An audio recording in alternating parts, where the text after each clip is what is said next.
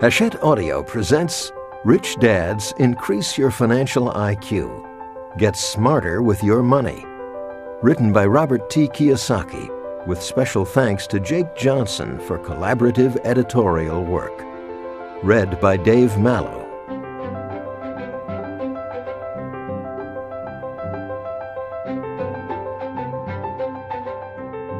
Foreword by Donald Trump. I first met Robert Kiyosaki in 2004. We wrote a best-selling book together in 2006. As we head into 2008, it's become even clearer to me that what Robert talks about and teaches is more important than ever. Financial education is crucial to this country at this point, and Robert's acumen in this area cannot be disputed. Just look at what was discussed in our book, Why We Want You to Be Rich, and then take a look at what has happened since then.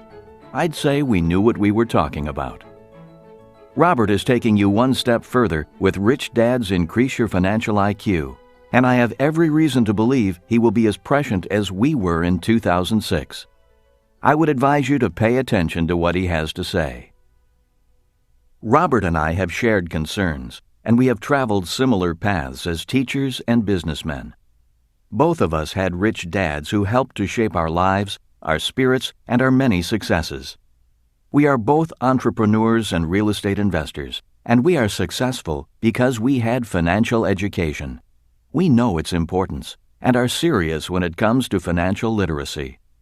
Robert has said, "It's financial education that enables people to process financial information and turn it into knowledge, and most people don't have the financial education they need to take charge of their lives." I couldn't agree more. One thing I noticed immediately about Robert is that he is not complacent. He's very successful already because he loves what he's doing. That's another thing we have in common. That's fortunate for you because he has a lot of very good advice to give. As I said in Why We Want You to Be Rich, what's the point of having great knowledge and keeping it to yourself? Robert answers that question with every book he writes, and you're lucky he's sharing it with you. One of the first steps to getting richer by getting smarter with your money is to take advantage of opportunities when they present themselves. Right now, you are holding a great opportunity. My advice to you is to listen to Rich Dads Increase Your Financial IQ and to pay attention. You will be on the right path to financial freedom and on the right path to big success. By the way, don't forget to think big. We'll see you in the winner's circle. Author's Note: Money is not evil. One of the greatest failures of the educational system is the failure to provide financial education to students. Educators seem to think that money has some sort of taint to it, believing that the love of money is the root of all evil. As most of us know, it is not the love of money that is evil. It is the lack of money that causes evil. It is working at a job we hate that is evil. Working hard, yet not earning enough to provide for our families, is evil. For some, being deeply in debt is evil. Fighting with people you love over money is evil. Being greedy is evil. And committing criminal or immoral acts to get money is evil. Money by itself is not evil. Money is just money. The lack of financial education also causes people to do stupid things or be misled by stupid people. For example, in 1997, when I first published Rich Dad, Poor Dad and stated that your house is not an asset, your house is a liability, howls of protest went up. My book and I were severely criticized. Many self-proclaimed financial experts attacked me in the media. 10 years later, in 2007, as the credit markets crumbled and millions of people were in financial freefall, many losing their homes, some declaring bankruptcy, others owing more on their house than it was worth as real estate dropped in value, these individuals painfully found out that their homes are indeed liabilities, not assets.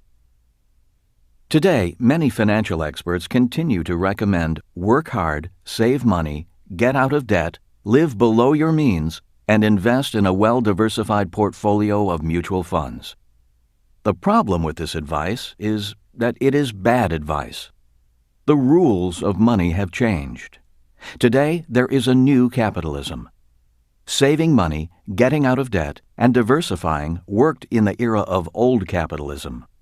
Those who follow the work hard and save money mantra of old capitalism will struggle financially in the era of new capitalism.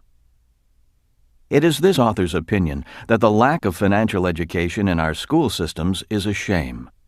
In today's world, financial education is absolutely essential for survival, regardless of whether we are rich or poor, smart or not smart. As most of us know, we now live in the information age.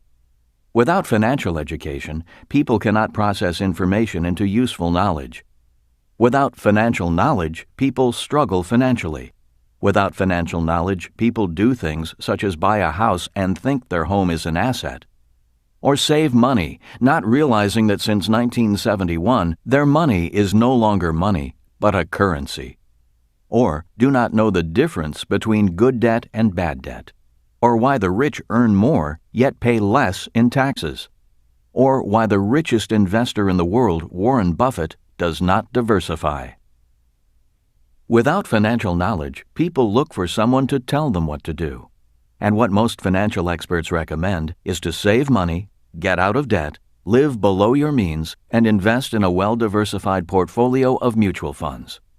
Like lemmings simply following their leader, they race for the cliff and leap into the ocean of financial uncertainty, hoping they can swim to the other side.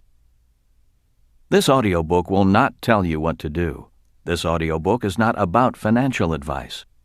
This audiobook is about your becoming financially smarter so you can process your own financial information and find your own path to financial nirvana. In sum, this audiobook is about becoming richer by becoming smarter. This audiobook is about increasing your financial IQ. Introduction. Does money make you rich? The answer is no. Money alone does not make you rich. We all know people who go to work every day but fail to become richer. Ironically, many only grow deeper in debt with each dollar they earn. A friend of mine is a golfing fanatic. He spends thousands of dollars a year on new clubs and every new golf gadget that comes to market. The problem is, he will not spend a dime on golf lessons. Hence, his golf game remains the same, even though he has the latest and greatest in golf equipment. If he invested his money in golf lessons and used last year's clubs, he might be a much better golfer. The same nutty phenomenon occurs in the game of money. Billions of people invest their hard-earned money in assets such as stocks and real estate, but invest almost nothing in information. Hence, their financial scores remain about the same. This audiobook is not a get-rich-quick book or a book about some magic formula. This audiobook is about increasing your financial intelligence, your financial IQ. It is about getting richer by getting smarter. It is about the 5 basic financial intelligences that are required to grow richer, regardless of what the economy, stock, or real estate markets are doing. This audiobook is also about the new rules of money, rules that changed in 1971. One of the reasons why so many people are struggling financially is because they continue to operate according to the old rules of money. Old rules such as work hard, save money, invest for the long term in a well-diversified portfolio of stocks, bonds, and mutual funds. This audiobook is about playing by the new rules of money, but to do so requires increasing your financial intelligence and your financial IQ. Many people believe that it takes money to make money. This is not true. Ultimately, it is not gold, stocks, real estate, hard work, or money that makes you rich. It is what you know about gold, stocks, real estate, hard work, and money that makes you rich. Ultimately, it is your financial intelligence, your financial IQ that makes you rich. Chapter 1. What is financial intelligence? My poor dad had money problems all his life. No matter how much money he made, his problem was not enough money. Being from the world of academics, he did his best to push his financial problems aside and dedicate his life to a higher cause than money. He did his best to assert that money did not matter, even when it did. He was a great man, a great husband and father, and a brilliant educator, yet it was this thing called money that often called the shots, silently hounded him, and, sadly toward the end, was the measure he used to evaluate his life. As smart as he was, he never solved his money problems. My rich dad, who began to teach me about money at the age of 9, also had money problems. He solved his money problems differently than my poor dad. He acknowledged that money did matter, and he strove to increase his financial intelligence at every chance. To him, that meant tackling his money problems head-on and learning from the process. My rich dad was not nearly as academically smart as my poor dad, but because he increased his financial intelligence, my rich dad's money problem was too much money. Having 2 dads, one rich and one poor, I learned that rich or poor, we all have money problems. The money problems of the poor are not having enough money, using credit to supplement money shortages, the rising cost of living, paying more in taxes the more they make, fear of emergencies, bad financial advice, not enough retirement money. The money problems of the rich are having too much money, needing to keep it safe and invested, not knowing whether people like them or their money, needing smarter financial advisors, raising spoiled kids, estate and inheritance planning, excessive government taxes. One of my favorite commercials is for a financial services company and starts with the rapper MC Hammer dancing with beautiful women, a Bentley and a Ferrari and an oversized mansion behind him. In the background, high-end specialty goods are being moved into the mansion. MC Hammer's one-hit wonder, "You Can't Touch This," is playing as all this is happening. Then the screen goes black and displays the words, 15 minutes later. The next scene is MC Hammer sitting on a curb in front of the same ridiculous mansion, his head in his hands, next to a sign that reads, "Foreclosed." The announcer says, "Life comes at you fast. We're here to help." The world is full of MC Hammers. We all have heard of lottery winners who win millions and then are deeply in debt a few years later, or the young professional athlete who lives in a mansion while he is playing and then lives under a bridge once his playing days are over, or the young rock star who is a multi-millionaire in his 20s and looking for a job in his 30s. Money alone does not solve your money problems. Hard work does not solve money problems.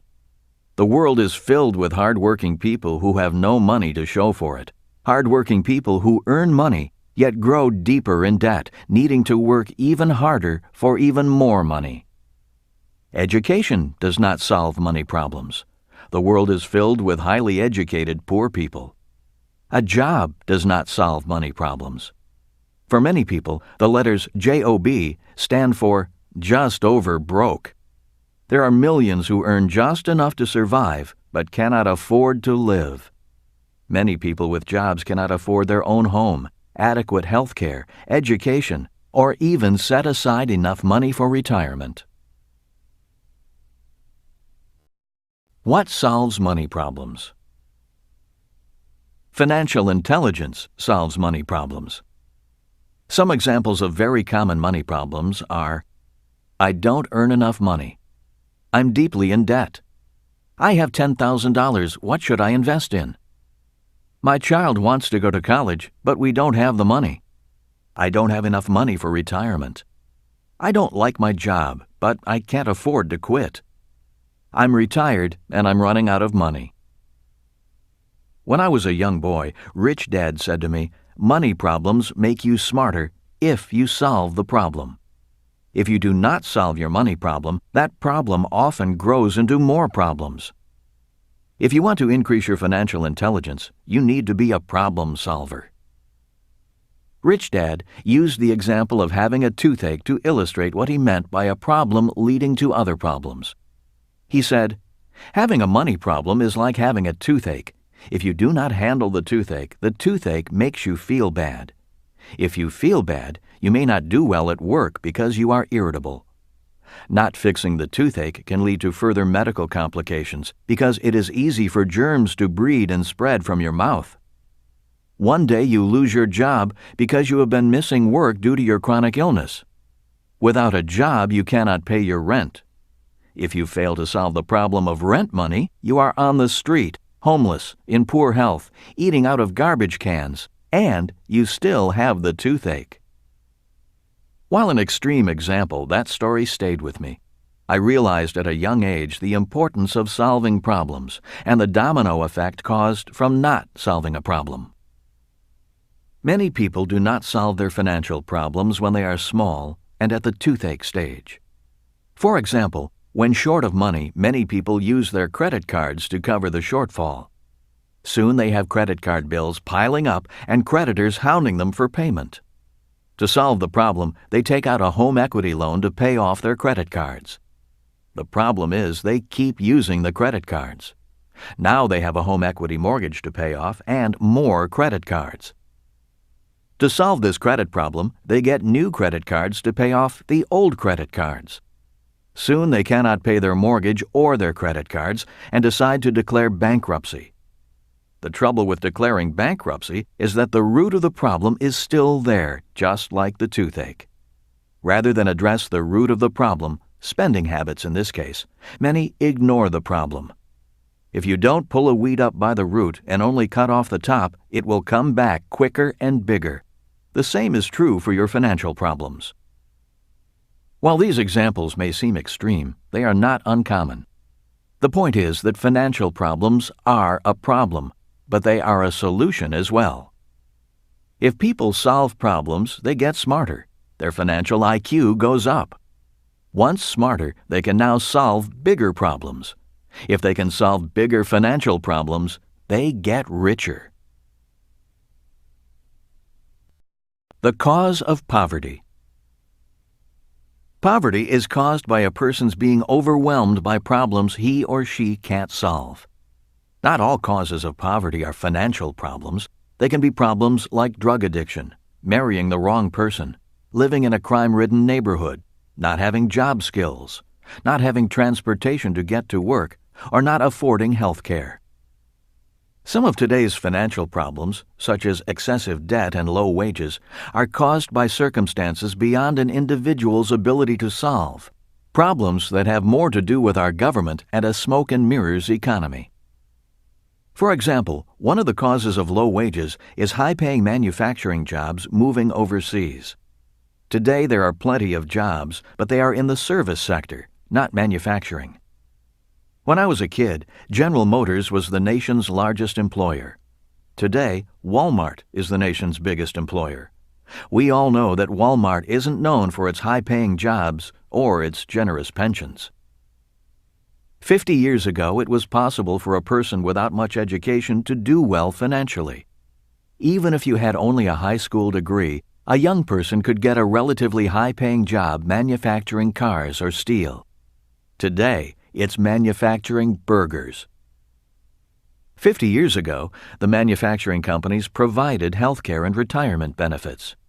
Today, millions of workers are earning less, while at the same time needing more money to cover their own medical expenses and save enough for retirement. Every day these financial problems are not solved, they grow bigger, and they stem from a larger national problem that is beyond the power of the individual to change or solve. They stem from poor economic policies and cronyism. The rules of money have changed. In 1971, President Nixon took us off the gold standard. This was a poor economic policy that changed the rules of money. It is one of the biggest financial changes in the history of the world, yet few people are aware of this change and its effect on the world economy today. One of the reasons so many people are struggling financially today is because of Nixon's actions. In 1971, the U.S. dollar died because it was no longer money. It became a currency. There's a big difference between money and currency. The word currency comes from the word current, like an electrical or an ocean current. The word means movement. In overly simple terms, a currency needs to keep moving. If it stops moving, it rapidly loses value. If the loss of value is too great, people stop accepting it. If people stop accepting it, the value of the currency plummets to zero. Historically, all currencies eventually go to zero. Throughout history, governments have printed currencies. During the Revolutionary War, the U.S. government printed a currency known as the Continental. It was not long before this currency went to zero. After World War I, the German government printed a currency in hopes of paying its bills. Inflation exploded, and the German middle class had its savings wiped out. In 1933, frustrated and broke, the German people elected Adolf Hitler to power in the hopes he would solve their financial problems. Also in 1933, Franklin Roosevelt created Social Security to solve the money problems of the American people. Although very popular, Social Security and Medicare are about to erupt into massive financial problems. If the U.S. government prints more funny money, that is, currency, to solve these two massive financial problems, the value of the U.S. dollar will die faster, and the financial problem will get bigger. This is not a future problem. It is happening now. According to a recent report by Bloomberg, the U.S. dollar has lost 13.2% of its purchasing power since George W. Bush took office in January 2001. When the rules of money changed in 1971, savers became losers and debtors became winners.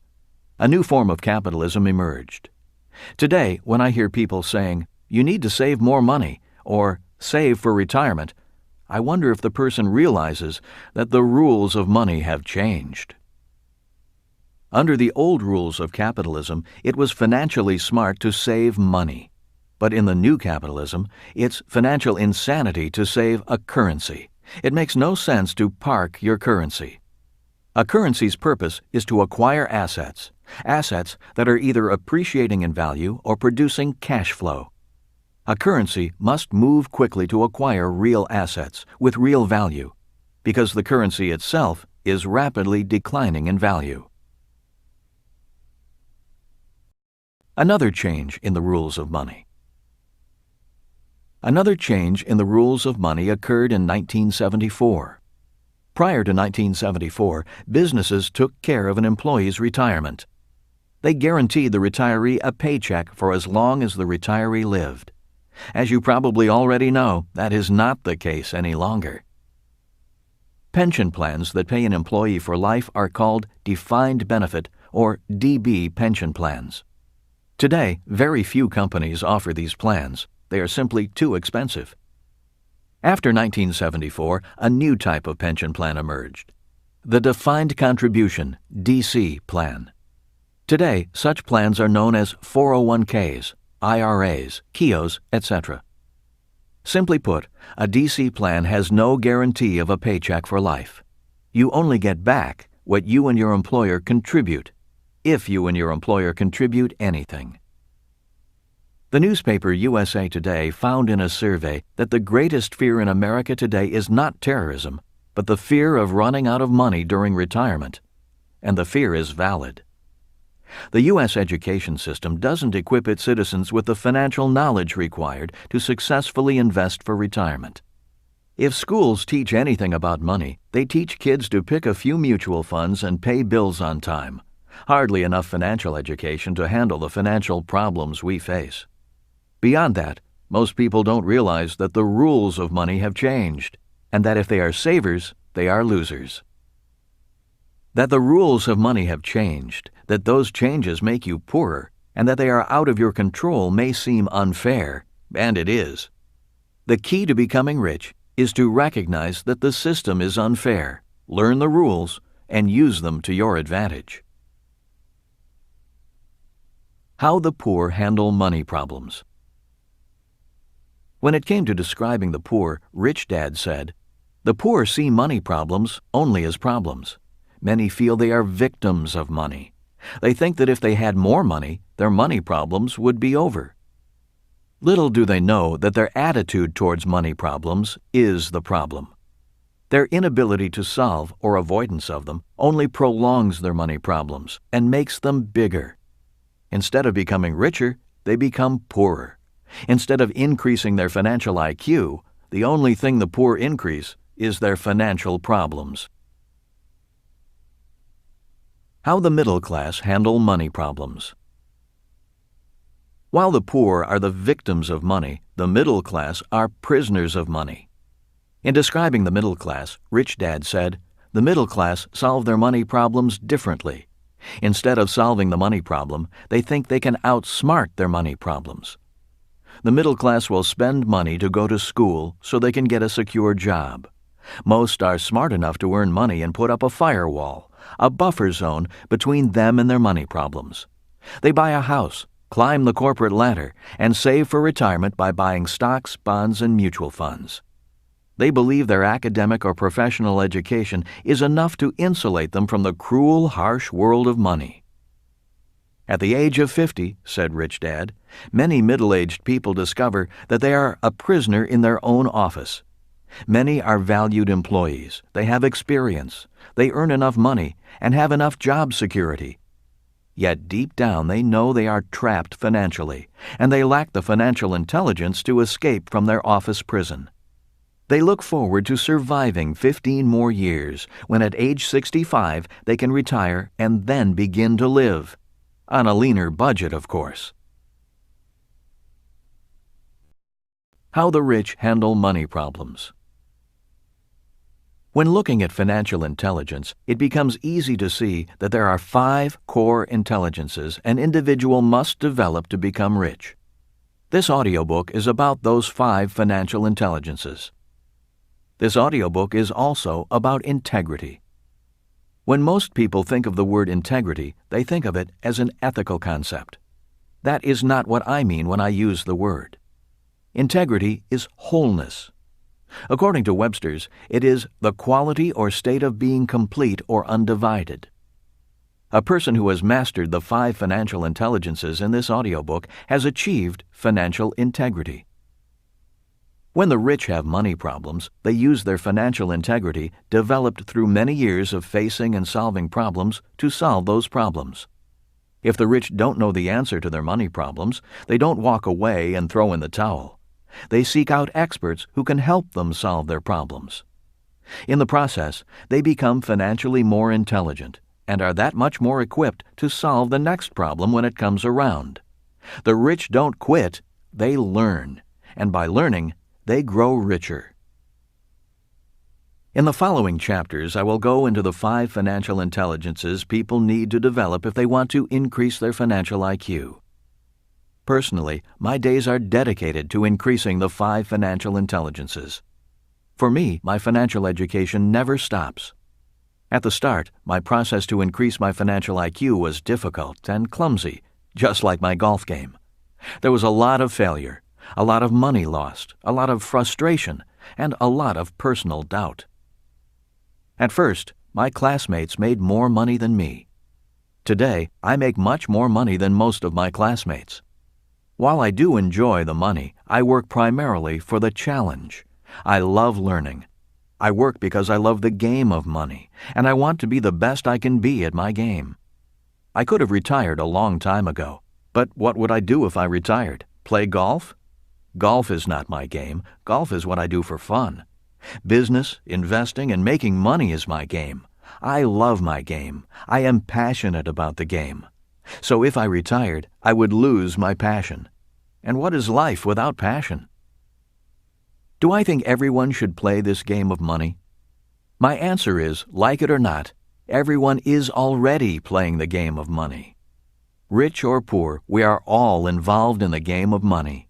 The difference is some people play harder, know the rules, and use them to their advantage more than others. Some people are more dedicated, more passionate, more committed to learning and to winning. When it comes to the game of money, most people are playing, if they know they are playing at all, not to lose, rather than playing to win. Since we are all involved in the game of money anyway, better questions may be, are you a student of the game of money? Are you dedicated to winning the game? Are you passionate about learning? Are you willing to be the best you can be? Do you want to be as rich as you can be? If you are, then continue on. This audiobook is for you. In summary, in 1971 and 1974, the rules of money changed. These changes have caused massive financial problems worldwide, requiring greater financial intelligence to solve them.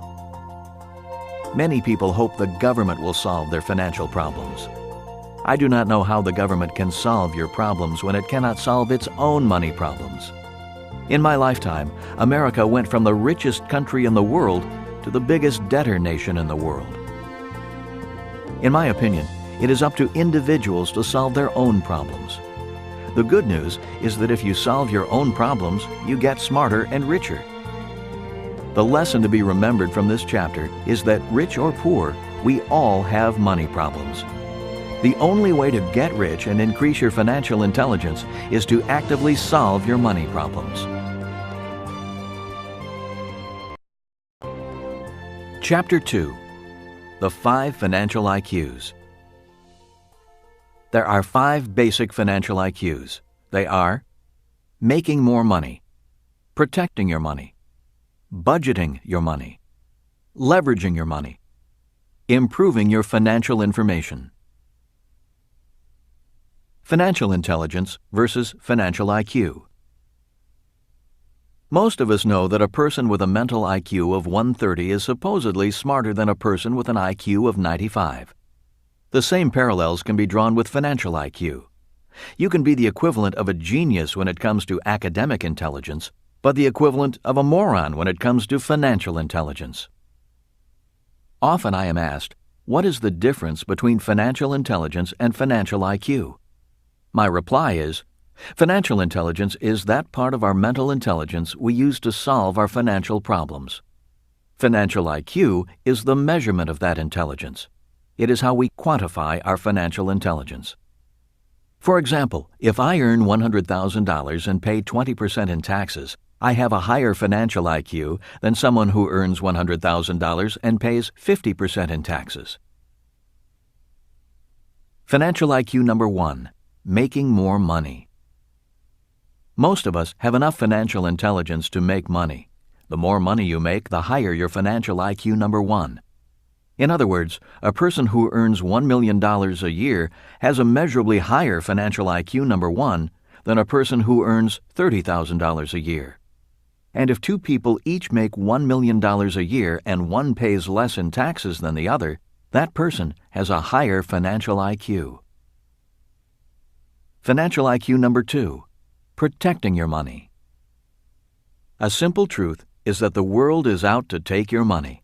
But not all who take your money are crooks. One of the biggest financial predators of our money is taxes. If a person has a low financial IQ, he or she will pay more in taxes. An example of financial IQ is someone who pays 20% in taxes versus someone who pays 35% in taxes. The person who pays less in taxes has a measurably higher financial IQ. Financial IQ number 3. Budgeting your money. Budgeting your money requires a lot of financial intelligence. Many people earn a lot of money but fail to keep much money simply because they budget poorly. For example, a person who earns and spends $70,000 a year has a lower financial IQ than a person who earns $30,000 and is able to live well on $25,000 and invest $5,000. Being able to live well and still invest, no matter how much you make, requires a high level of financial intelligence. Having a surplus is something you have to actively budget for. Financial IQ number 4. Leveraging your money. After a person budgets a surplus, the next financial challenge is to leverage their surplus of money. While savings and a diversified mutual fund portfolio are a form of leverage, there are better ways to leverage your money. If a person is truthful, he or she has to admit it doesn't require much financial intelligence to save money and invest in mutual funds. You can train a monkey to save money and invest in mutual funds. That is why the returns on those investment vehicles are historically low. Financial IQ number 4 is measured in return on investment. For example, a person who earns 50% on his or her money has a higher financial IQ than someone who earns 5%. One more point. Many people think that higher returns on investment require higher degrees of risk. That is not true. Later in this audiobook, I will explain how I achieve exceptional returns and pay very little, if anything, in taxes, all with very low risk. Financial IQ number 5. Improving your financial information. There is a bit of wisdom that goes, you need to learn to walk before you can run. This is true with financial intelligence. Before people can learn how to earn exceptionally high returns on their money, they need to learn the basics and the fundamentals of financial intelligence. One of the reasons so many people struggle with leveraging their money is because they are taught to turn their money over to financial experts, such as their mutual fund manager. The problem with turning your money over to financial experts is that you fail to learn, fail to increase your financial intelligence, and fail to become your own financial expert. It's easy to increase your financial intelligence if you have a strong foundation of financial information. But if your financial IQ is weak, then new financial information can be confusing and have seemingly little value. One of the benefits of being dedicated to your financial education is that over time you will be better able to grasp more sophisticated financial information, just as mathematicians are able to do complex equations after years of practicing math problems. Personally, I do pretty well when it comes to financial information. After years of study, I can sit in a room and understand most financial concepts. Yet when it comes to technology, I'm a dinosaur. I can barely use a cell phone or turn on a computer. My job in this audiobook is to make financial information as simple as possible. My promise to you is that I write only about things I have done or am currently doing. As you know, there are many teachers and authors who tell you what you should be doing, but don't do what they are advising. Many financial experts do not really know if what they talk or write about actually works.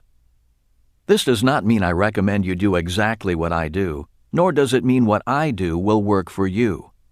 I simply want to share with you my experiences, a journey of solving financial problems that continues today. I share with you what I have learned, with the intent that it will assist you in increasing your own financial IQ number 5, improving your financial information. We have other IQs. We are all different. We have different interests and dislikes. We have different strengths and weaknesses. We have different gifts and geniuses. I say this because I do not think financial intelligence is the most important intelligence or the only intelligence. Financial intelligence is simply an intelligence we all need, since we live in a world of money, or to be more exact, currency. As my rich dad said, rich or poor, smart or not smart, we all use money. There are many important types of intelligence, such as medical intelligence. Every time I see my doctor, I am grateful that he dedicated his life to developing his intelligence and his gift.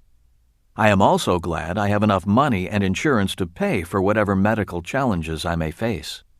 To this, Rich Dad said, "Money is not the most important thing in life, but money does affect everything that is important."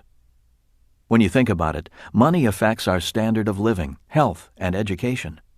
Studies show that poor people have poorer health, poorer education, and a shorter lifespan.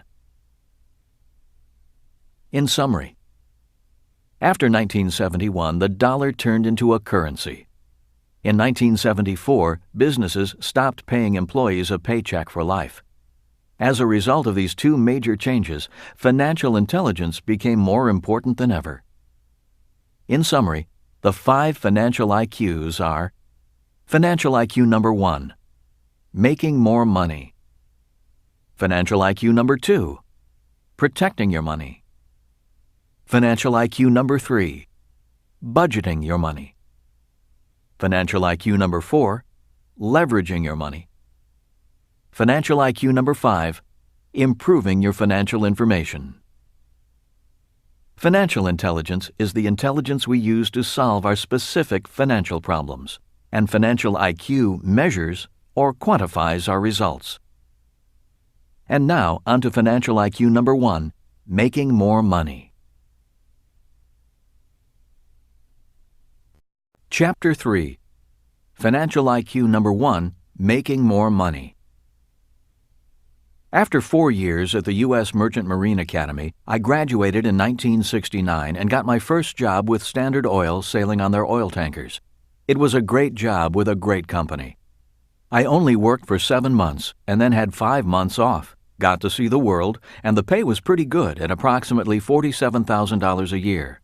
That's the equivalent of $140,000 today. After only 4 months, I resigned from my high-paying job with Standard Oil and joined the Marine Corps to fight in the Vietnam War. I felt an obligation to serve my country. At the time, many of my friends were doing everything they could to avoid the draft. Many were going on to graduate school. One ran and hid in Canada. For me, going to war and fighting was not the hardest part of my decision. From my naive vantage point, the war actually seemed kind of exciting. I was not concerned about fighting, killing, and possibly being killed. The toughest part of my decision was the pay cut I would have to take. Marine Corps second lieutenants were being paid $2,400 a year. At Standard Oil, I was making that in 2 weeks. 5 years later, with 1 year spent in Vietnam flying helicopters, I was honorably discharged from the Marine Corps. My first and immediate challenge was financial IQ number 1, making more money. I was 27 years old and had 2 great professions to fall back on, one as a ship's officer, the second as a pilot. For a while, I considered returning to Standard Oil and asking for my job back. I liked Standard Oil and I liked San Francisco. I also liked the pay. I would have started at about $60,000 a year, since Standard Oil counted my time in the Marine Corps towards seniority. My second option was to get a job as a pilot with the airlines. Most of my fellow Marine pilots were being offered great jobs with a pretty good starting pay of about $32,000 a year. Although the pay was not as good as Standard Oil, being an airline pilot appealed to me. On top of that, whatever the airlines would pay me had to be better than the $985 a month the Marine Corps was paying me to be a pilot after 5 years of service. Instead of returning to Standard Oil or flying for the airlines, however, I took a job with the Xerox Corporation in downtown Honolulu. My starting pay was $720 a month. Once again, I took a pay cut. My friends and family thought the war had made me crazy. Now you may ask why I would take a job paying only $720 a month in a very expensive city like Honolulu. The answer is found in the theme of this book, Increasing Financial IQ. I took the job with Xerox not for the pay, but to increase my financial intelligence. I decided that the best way for me to earn money was as an entrepreneur. I knew that if I were to become an entrepreneur, I needed sales skills. There was only one problem. I was terribly shy and dreaded rejection. The 4 years I spent working for Xerox, from 1974 to 1978, were very hard. For the first 2 years, I was almost fired a number of times because I couldn't sell, but I had a goal to become the top salesman in the Honolulu branch, and I faced my challenges with determination. After the first 2 years, the sales training and the on-the-street experience began to pay off, and I finally reached my goal of becoming number 1 in sales at the Honolulu branch. I had solved the problem of being shy and hating rejection, and had learned to sell. Even better, I was making a lot more money than I would have as a ship's officer or an airline pilot.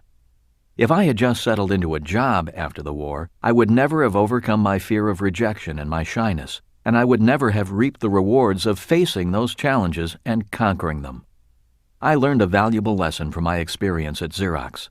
Solving the problem was the path to wealth. Once I reached my goal and became number 1 in sales, I resigned to take on my next challenge, building a business. In my previous book, Before You Quit Your Job, I wrote about the process of building my first major business, a business that brought to market the first nylon and Velcro surfer wallets.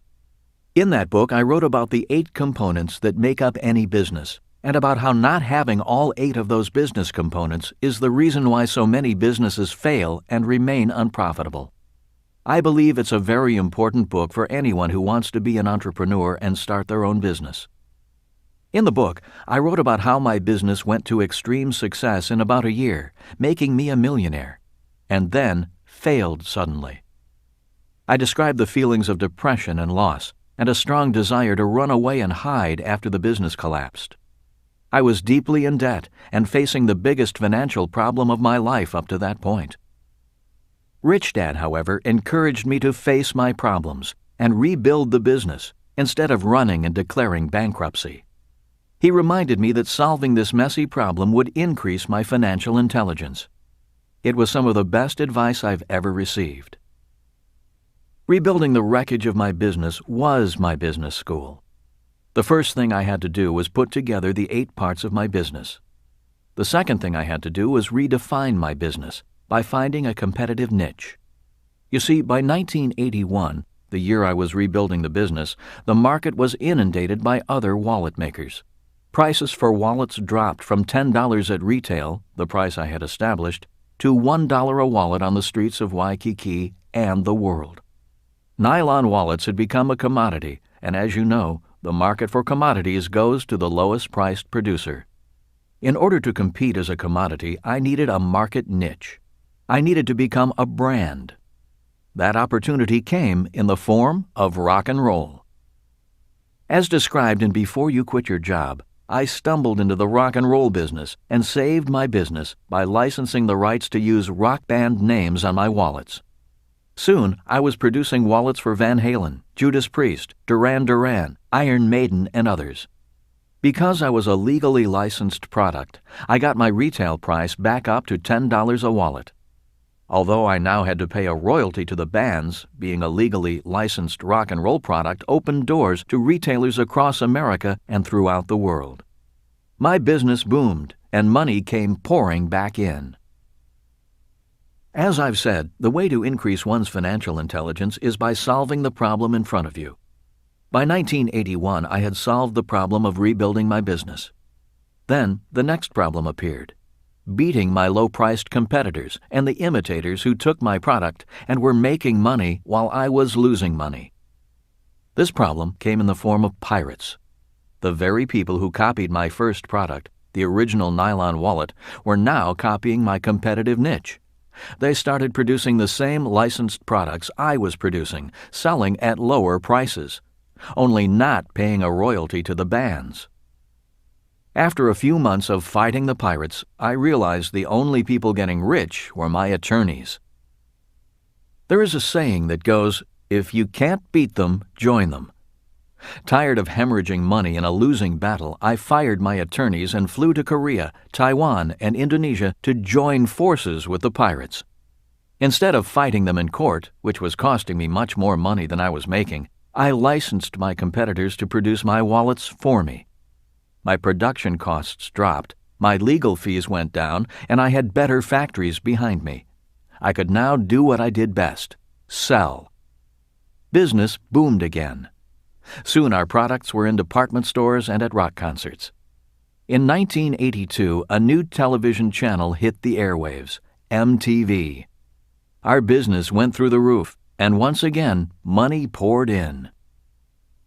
In January of 1984, I sold my share of the rock and roll nylon wallet business to my 2 partners. Kim and I left Hawaii and moved to California to start our business education company. I had no idea there would be such a difference between selling a product and selling education. 1985 was the worst year of our lives. Our savings ran out, and soon the problem of not enough money was a major one. I'd been broke before, but Kim hadn't. That she stayed with me is a testament to her character, not my good looks. Yet we worked together and built an international business teaching entrepreneurship and investing with offices in the U.S., Australia, New Zealand, Singapore, and Canada. In 1994, Kim and I sold the business and retired with enough passive income from our real estate investments to support us for the rest of our lives. But we got bored. After our brief retirement, Kim and I produced our board game Cash Flow in 1996, and Rich Dad Poor Dad was released as a self-published book in 1997. In mid-2000, Oprah Winfrey had me on her program for an hour, and the rest is history. Today, the Rich Dad Company is an international business.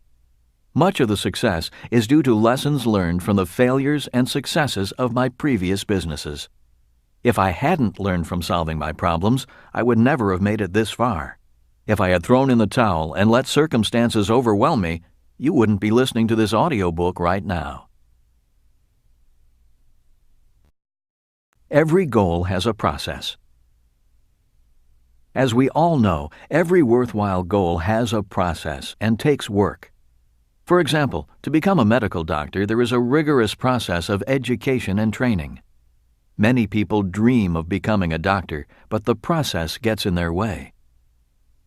One of the reasons people lack financial IQ number 1, making more money, is because they want the money, but not the process. What many people do not realize is that it's the process that makes them rich, not the money. One of the reasons lottery winners or kids who inherit family wealth are soon broke is because they received the money, but did not have to go through the process. Many other people fail to become rich because they value a steady paycheck more than the learning process of becoming financially smarter and richer. They are held back by the fear of being poor. It is this very fear that keeps them from taking the chances and solving the problems required to become rich. At this point, it's important to point out that financial intelligence is also emotional intelligence. Warren Buffett, the world's richest investor, says, "If you cannot control your emotions, you cannot control your money." The same is true for your process. One of the toughest parts of my process was not quitting when I was depressed, not losing my temper when I was frustrated, and to continue to study when I wanted to run. Another reason many people fail in their process is they cannot live without instant gratification. The main reason I mentioned the low pay I received at the start of my life was to illustrate the importance of delayed gratification. Many will sacrifice a richer tomorrow for a few bucks today. I did not make much money in my 20s and 30s, but I make millions today. One of the reasons people do not increase financial IQ number 1 and increase their income is because they stick with what they know. Instead of taking on a new challenge and learning, they play it safe. Now, this doesn't mean you should do stupid and risky things. There are many things we could do but choose not to. My point is that I chose my next challenge carefully, not haphazardly. I asked myself, what will my life be like if I take on this challenge and succeed? It's the same question I ask you to ask yourself. Helen Keller, the subject of the great movie The Miracle Worker, once said, "Life is a daring adventure, or nothing." I agree. In my opinion, one way to increase your financial intelligence number 1 is to look at life as a learning adventure. For too many people, life is about playing it safe, doing the right things, and choosing job security over life. Your life does not have to be risky or dangerous. Life is about learning, and learning is about adventure. That is why I didn't go back to sailing ships or flying planes, even though I loved both professions. It was time for a new adventure. Intelligence is not about memorizing old answers and avoiding mistakes, behavior our school system defines as intelligent.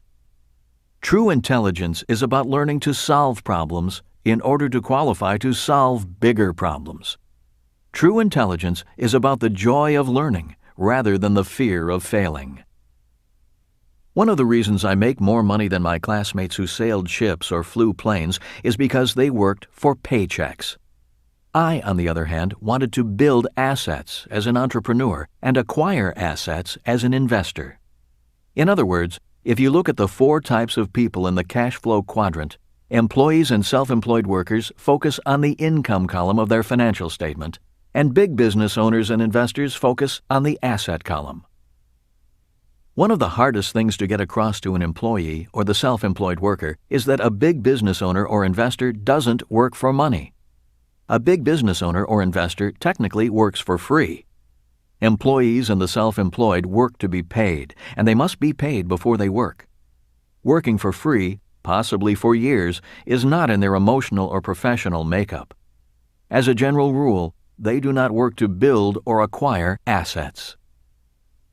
In accounting terms, an employee or self-employed works for earned income, and a big business or investor works for passive or portfolio income.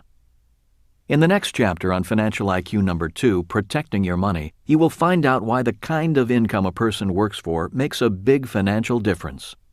Earned income is the hardest income to protect from financial predators. That is why working for earned income is not the financially smartest thing to do. Many self-employed people do not own a business. They own a job. If self-employed people stop working, their income also stops or declines. By definition, a job is not an asset. Assets put money in your pocket, whether you work or not. Why the rich get richer. One of the reasons the poor and middle class struggle is that they work for money and a steady paycheck. The problem with that is you have to work harder, longer, or charge more to make more money. The problem with physically working harder and longer is that we all have a finite amount of time and energy. One of the reasons why the rich get richer is that every year they work to build or acquire more assets. Adding more assets does not require working harder or longer. In fact, the higher a person's financial IQ, the less he or she works, while acquiring more and better quality assets. You see, assets work for the rich by producing passive income. Every year, Kim and I set goals as to how many new assets we want. We do not set goals to make more money. When Kim first started investing in real estate in 1989, she had a goal of 20 residential properties in 10 years. At the time, it seemed like a major task. She started with a 2-bedroom, 1-bath house in Portland, Oregon. 18 months, not 10 years later, she blew past her goal of 20 properties. After she reached her goal, she sold the units, taking capital gains of over $1 million and upgraded for bigger and better units in Phoenix, Arizona, tax-free. In 2007, her personal goal is to add an additional 500 rental units to her portfolio. She already has over 1,000 units paying her passive income, the least taxed income every month. She makes more money than most men, and she has accomplished all of this as an entrepreneur in the investor quadrant. My focus is to increase my cash flow from business assets and commodities. I invest heavily in oil, gold, and silver companies. As an educational entrepreneur, each time I write a book, I receive income for years in the form of royalties from approximately 50 publishers in different parts of the world. I do not write about this to brag. In fact, I hesitate to disclose our wealth and how we made it. There are people who resent those who make a lot of money. As you will find out in the next chapter on financial predators, it's dangerous to let people know you are rich. One big reason why I risk disclosing what we do and make is because Kim and I are committed to your financial education and increasing your financial IQ. A massive problem with financial education is that most of the people selling or sharing financial education come from the employee and self-employed quadrants. Most are not really rich. Many are journalists who write about money but have little money themselves. Many of these financial experts have retirement plans filled with stocks, bonds, and mutual funds. Many are counting on the stock market for financial survival and will be wiped out if there is a massive market crash during their retirement. Many will struggle if the U.S. dollar continues to decline in purchasing power and inflation takes off. In short, many financial experts handing out financial advice do not know if their retirement plans will work. If they did, many would have retired. Kim and I know our retirement plan works. We know because passive income pours in every month from our assets. We are not putting money in savings, bonds, or mutual funds for the future. If we are wiped out, which is always possible, our real asset will be our financial IQ. We can rebuild again because we focused more on learning rather than earning. We learned to manage our own money rather than turn our money over to a so-called financial expert. People will pay money for you to solve their problems. For example, I will pay money to my doctor to keep me healthy. I pay money to my housekeeper to keep my house tidy. I pay the person who runs a local restaurant for providing great food and a great dining experience. I put money in the offering plate at church to support my spiritual guidance and education. Kim makes a lot of money because she solves a big problem, the problem of quality housing at an affordable price. The more she works to solve that problem, the more money she makes. I work hard to solve the problem of the need for financial education.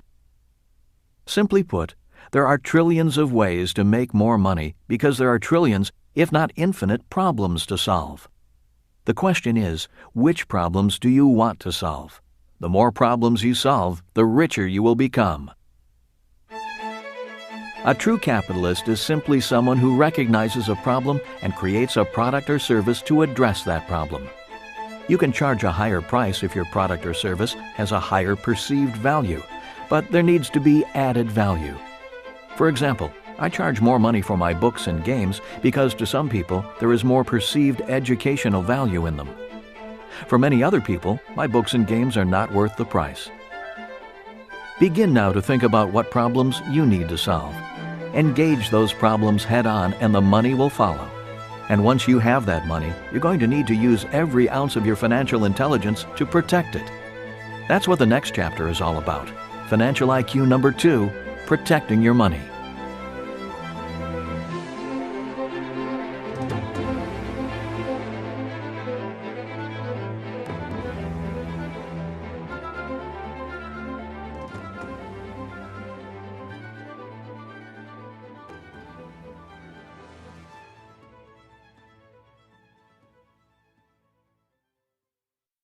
Chapter 4.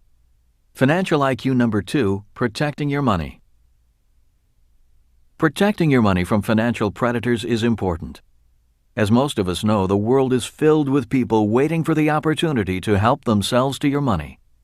Many of these people are very smart and powerful.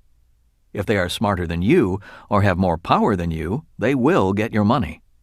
This is why financial IQ number 2 is so important. How do you measure financial IQ number 2? Financial IQ number 2 is measured in percentages. Here's what I mean. The following are 3 examples of 3 different percentages. Number 1. In America, a person who earns $100,000 a year from wages may pay as much as 50% in combined taxes, such as federal, state, and FICA.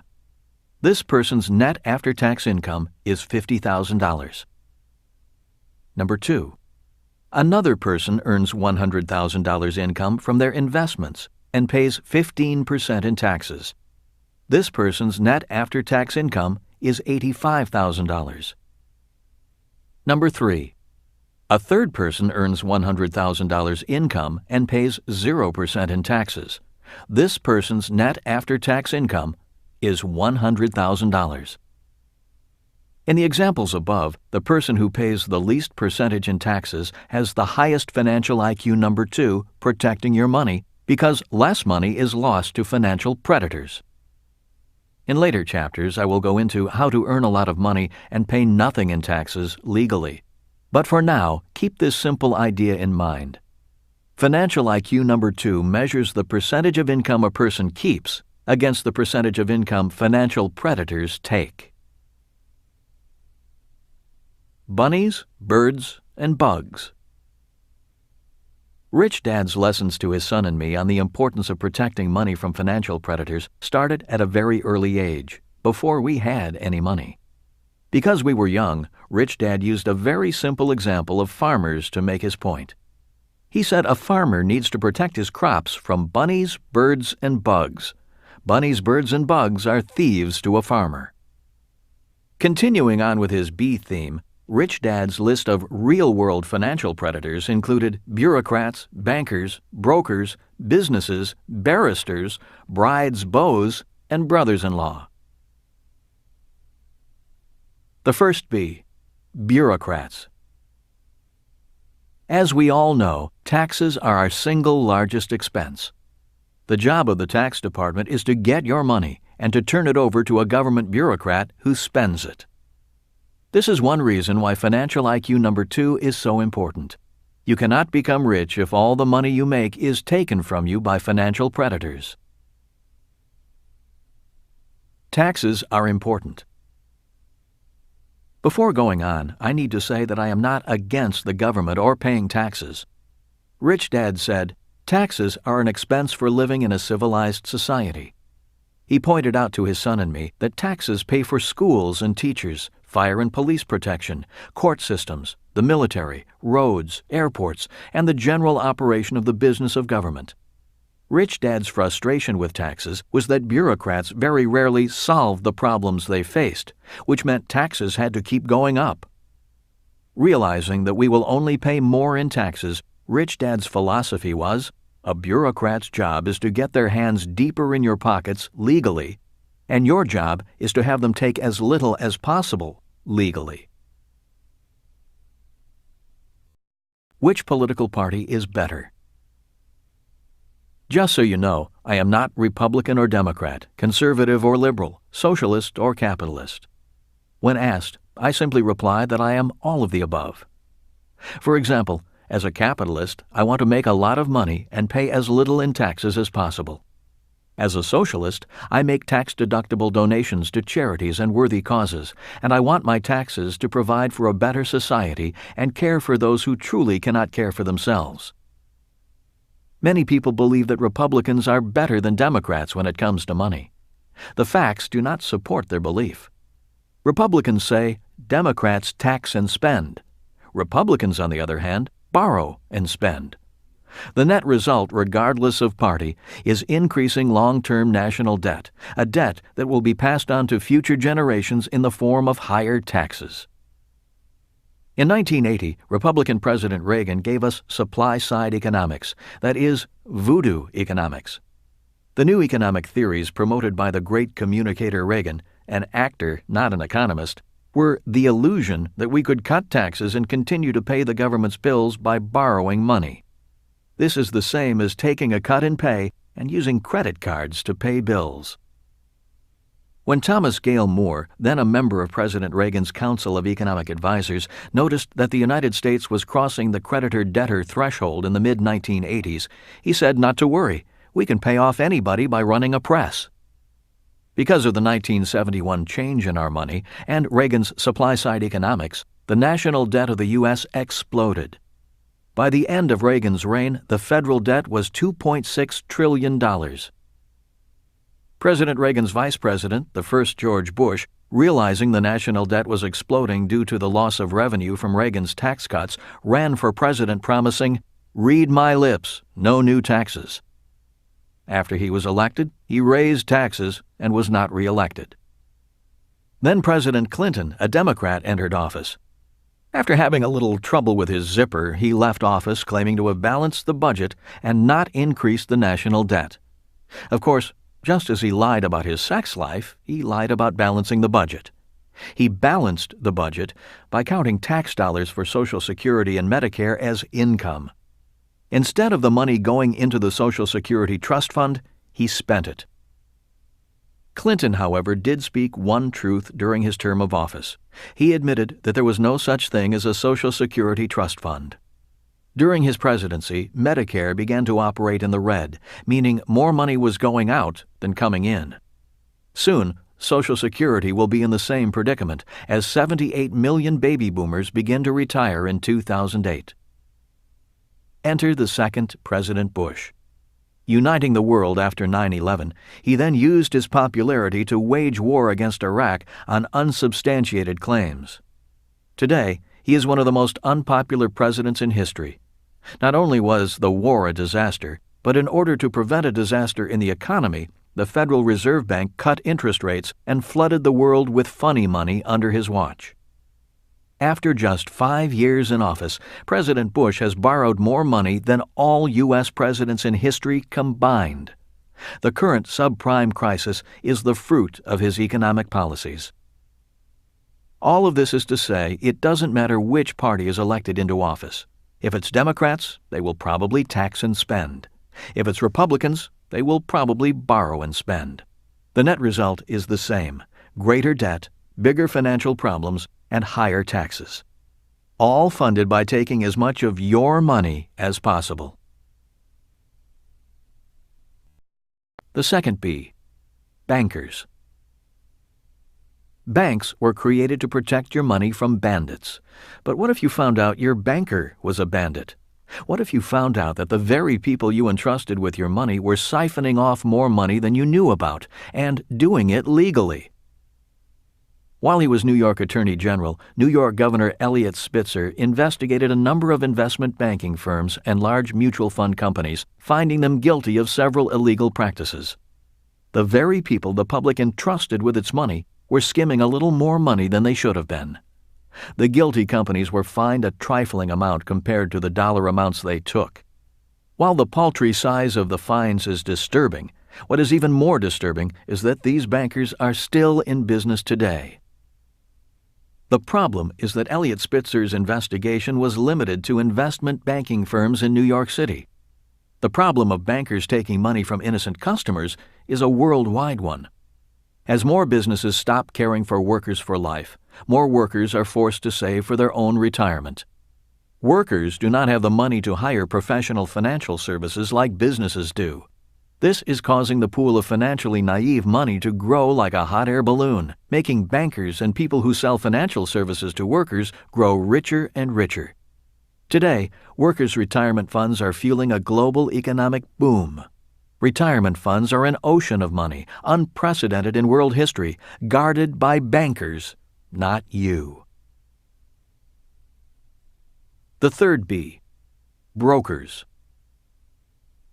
Broker is another word for salesperson. In the world of money, there are brokers for stocks, bonds, real estate, mortgages, insurance, businesses, etc. One of the problems today is that most people are getting their financial advice from salespeople, not rich people. If you meet a rich broker, you need to ask if the broker got rich from his or her sales ability or financial ability. As you know, there are good brokers and bad brokers. Simply put, good brokers make you richer, and bad brokers make excuses. The following is an abbreviated list of things that helped us find and keep good brokers. We look for brokers who were also students of their profession. We want to know if they invest in what they sell. After all, why should you invest in what they're selling if the broker doesn't have the confidence to invest in the same stocks? We wanted a relationship, not a transaction. Many brokers only want to sell. The fourth B, businesses. All businesses have something to sell. If they do not sell, they are out of business. I often ask, is this business's product or service making me richer or poorer?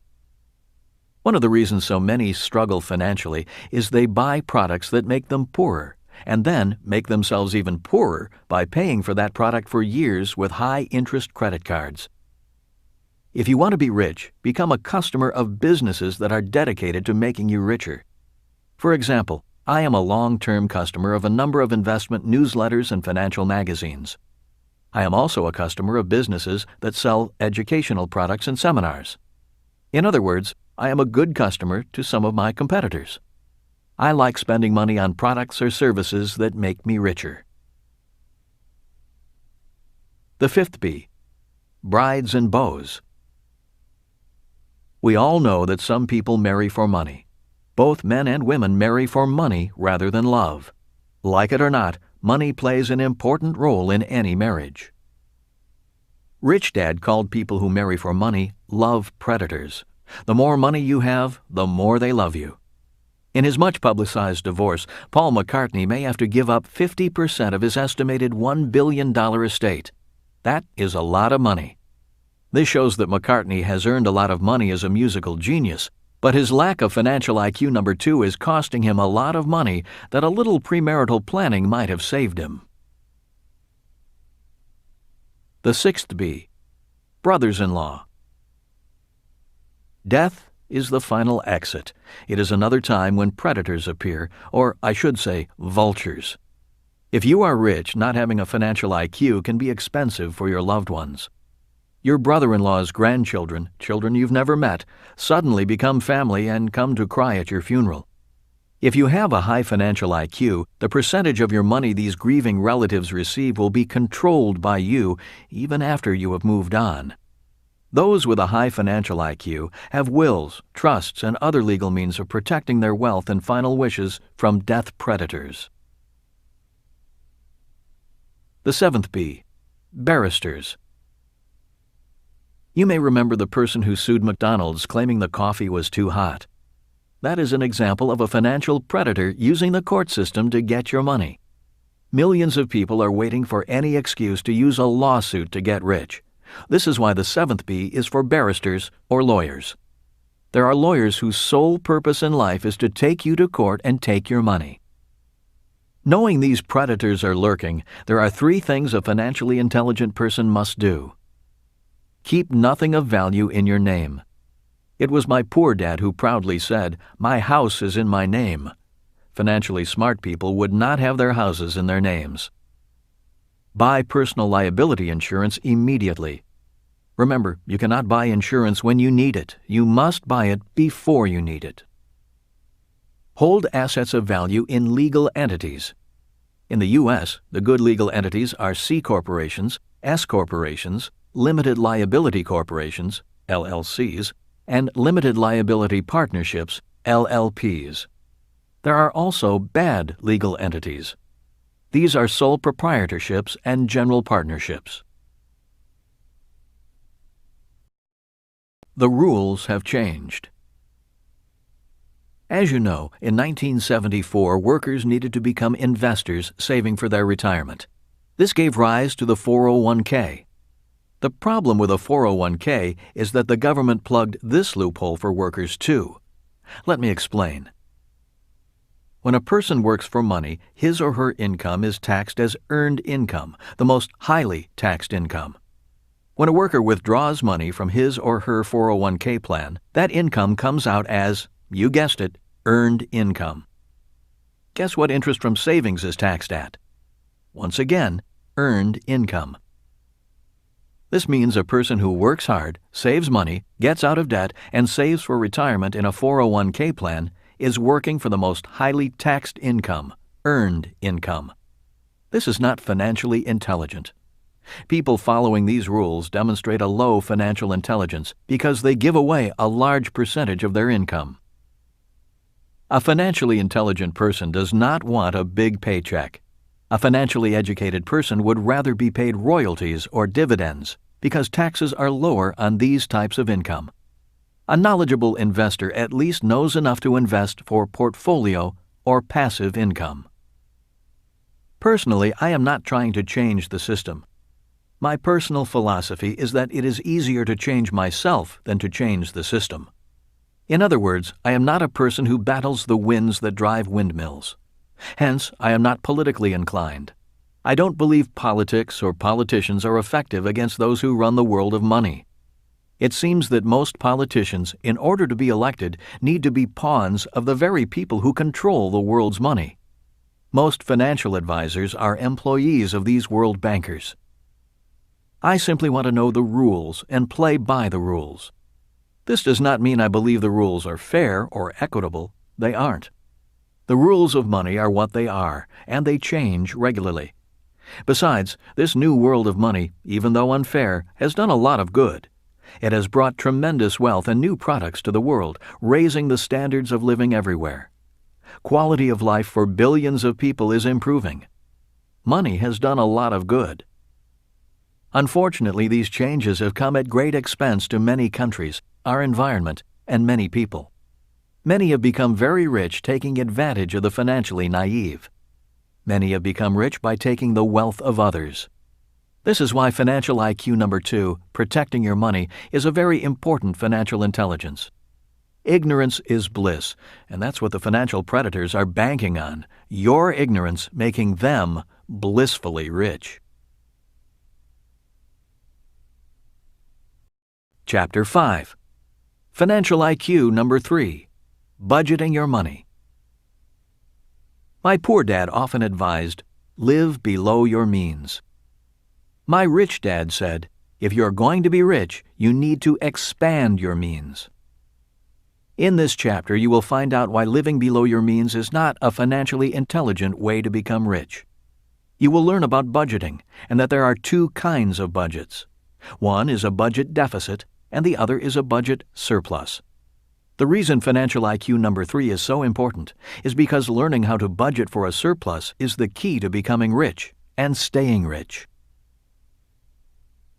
A budget is a plan. One of the definitions of the word budget is a plan for the coordination of resources and expenditures. Rich Dad said, a budget is a plan. He went on to say, most people use their budget as a plan to become poor or middle class rather than a plan to become rich. Most people operate their lives on a budget deficit rather than a budget surplus. If you want to be rich, choose a budget surplus and create one by increasing income, not reducing expenses. A budget deficit. I have a friend in Atlanta who makes a lot of money.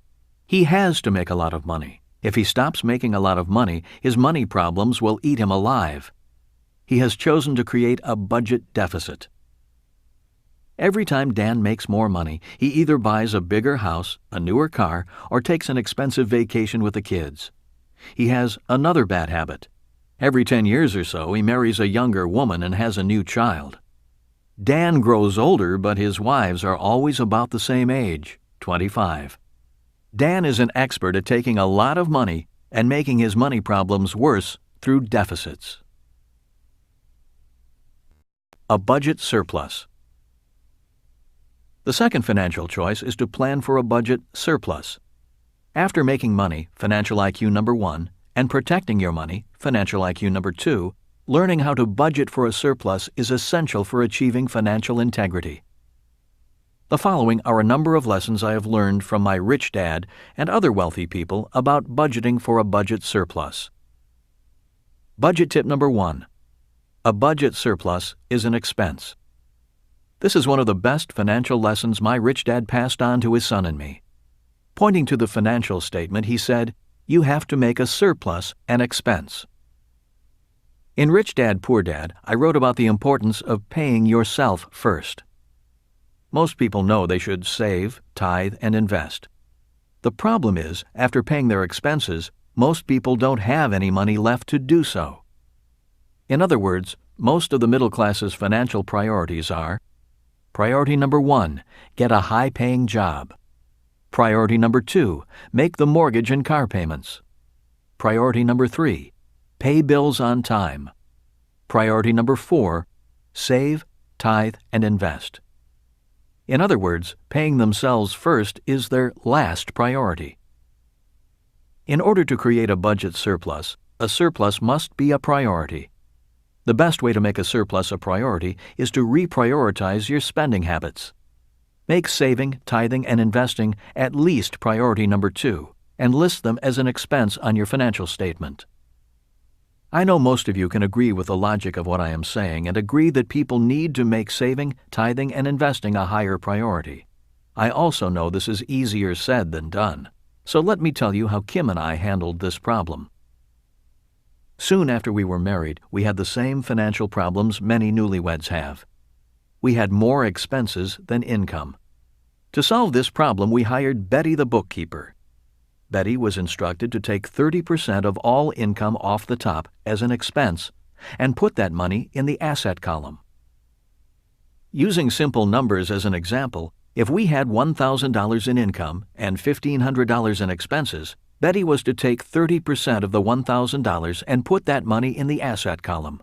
With the remaining $700, she was to pay the $1,500 in expenses. Betty nearly died. She thought we were nuts. She said, "You can't do that. You have bills to pay." She almost quit. You see, Betty was a great bookkeeper, but she budgeted like a poor person. She paid everyone else first and herself last. Since there was rarely anything left over, she paid herself nothing. Her creditors, the government, and bankers were all more important than Betty. Betty argued and fought. All of her training told her to pay everyone else first. The thought of not paying her bills or taxes made her weak in the knees. I finally got her to understand she was doing us a favor. She was helping us out. I explained to her that she was helping us solve a very big problem, the problem of not having enough money. And as you know, solving problems make us smarter. When she understood she was actually creating income through expense, she was willing to go along with our plan to create a budget surplus. For every dollar of income, Betty would take 30 cents and put it in savings, tithing, and investing. With the 70 cents from every dollar left, she was to pay taxes, liabilities such as our mortgage and car payments, and then our bills such as electricity, water, food, etc. Needless to say, for a long time we came up short every month. There were some months Kim and I came up as much as $4,000 short. We could have paid the $4,000 from our assets, but that was our money. The asset column belonged to us. Instead of panicking, Betty was instructed to sit down with us and let us know how short we were each month. After taking a deep breath, Kim and I would then say, "It's time to get back to financial IQ number 1, making more money." With that, Kim and I would hustle around doing whatever we could to make more money. Kim, with her marketing background, often called businesses and offered to consult with them on their marketing plans. She also took modeling jobs and sold a line of clothes. I offered to teach investment or sales and marketing classes. For a few months, I trained sales teams at a local real estate company. I even made money by helping a family move and by clearing some land for another family. In other words, we swallowed our pride and did whatever it took to make the extra money. Somehow we always made it, and somehow Betty stuck with us and assisted us with our problem, solution, and process, even though she worried more about us than we did. Unfortunately, Betty could help us, but was unwilling to help herself. Last we heard, she retired and moved in with her single daughter. They share expenses, using Betty's payments from Social Security to pay them. They do not have a budget surplus. In 1989, Kim purchased her first rental property. She put down $5,000 and made $25 in positive cash flow per month. Today, Kim controls a multi-million-dollar portfolio and over 1,000 rental units. If we had not made investing an expense and paid ourselves first, we might still be paying everyone else first. God is our partner. As far as tithing goes, we continue to donate a large percentage to charitable organizations. It's important to give. As my very religious friend says, God does not need to receive, but humans need to give. Also, the reason we give is because tithing is our way of paying our partner, God. God is the best business partner I've ever had. He asks for 10% and lets me keep the other 90%. You know what happens if you stop paying your partners? They stop working with you. That is why we tithe. Budget tip number 2. The expense column is the crystal ball. If you ever want to predict a person's future, just look at the person's discretionary monthly expenses. Rich Dad said, "You can tell a person's future by looking at what they spend their time and money on." He also said, time and money are very important assets. Spend them wisely. Budget tip number 3. My assets pay for my liabilities. My poor dad believed in buying cheap. He thought being frugal was smart budgeting. We lived in an average house in an average neighborhood. My rich dad loved luxury. He lived in an affluent neighborhood and lived an abundant lifestyle. He did not like being cheap, although he was still careful with his money. If my poor dad wanted a luxury item, he simply denied himself the luxury of owning. He said, "We can't afford it." If my rich dad wanted a luxury item, he simply said, "How can I afford it?" And the way he afforded it was to create an asset in the asset column, an asset that paid for the liability. In other words, he acquired assets by paying himself first. With the cash flow from the assets, he then purchased his luxury liabilities. If he wanted big luxuries, he first created big assets. What many people do is buy big luxuries first and never have enough money to purchase assets. Again, it's a matter of priorities. The Bentley account. 2 years ago, I wanted a new car, a Bentley convertible. The price? $200,000. I had the money in my asset column. I could have purchased the car for cash. The problem with buying a $200,000 Bentley with cash is that the car is worth only $125,000 the moment I drive it off the lot. That is not a smart use of my cash. Instead of spending my cash, I called my stockbroker Tom and authorized him to convert some of my gold and silver shares into $200,000 cash. His job was to take the $200,000 and turn it into $450,000. The project was named the Bentley account. It took Tom about 8 months, but he finally called and said, "You can buy your Bentley." I then wrote a check and paid for the Bentley with the cash that had been created by my assets. The reason I needed the account traded up to $450,000 is because the extra $50,000 was to offset the taxes on the capital gains and the commission that Tom made. At the end of the day, I had my Bentley, and I still had the original $200,000. If I had just paid cash for the Bentley without trading the account, I would have lost my $200,000 in cash assets, and I would have lost an additional $75,000 due to the instant depreciation when I drove the car off the lot. In the chapter on Financial IQ number 2, Protecting Your Money, I wrote about how good brokers can make you rich and bad brokers make excuses. The Bentley account is an example of a good broker making me rich and happy, allowing me to afford the luxuries of life. So keep looking for a good broker if you don't already have one. At this point, it might be beneficial to remind you what an asset and a liability are. In my book, Rich Dad, Poor Dad, I define them simply as this. An asset is something that puts money in your pocket. A liability is something that takes money out of your pocket. There's nothing wrong with enjoying liabilities as long as you continue to pay yourself first and purchase them through the income generated by your assets. In the previous example, I used my assets to purchase my liability, and at the end of the day, I still had my asset and my Bentley. Budget tip number 4, spend to get rich. When the going gets tough, most people cut back rather than spend. This is one reason why so many people fail to acquire and maintain wealth. For example, in the world of business, when a company's sales begin to drop, one of the first things the accountants do is cut back on spending. And one of the first things they cut back on is spending on advertising and promotion. With less advertising and promotion, sales drop, and the problem gets worse. One sign of high financial intelligence is knowing when to spend and when to cut back. When Kim and I realized we were in trouble, instead of allowing our bookkeeper Betty to cut back and pay bills first, we went into full-scale sales, marketing, and promotion. We spent time, money, and energy increasing our income. The lesson my rich dad taught me about financial intelligence is really about being resourceful. He taught his son and me to be resourceful and turn problems into opportunities. He said, "When I was a kid, I was poor. I am rich today because I saw being poor as an opportunity, a very important resource God gave me to use to become rich." Financial IQ number 3, budgeting your money, like Financial IQ number 2, protecting your money, is measured in percentages, the percentage of income that reaches your asset column. If taking 30% of your income is too hard, then start with 3%. For example, if you earn $1,000, instead of allocating $300 or 30% to your asset column, then direct 3% or $30 toward your asset column. If this 3% makes life harder, that's good. A hard life is good if it makes you more resourceful.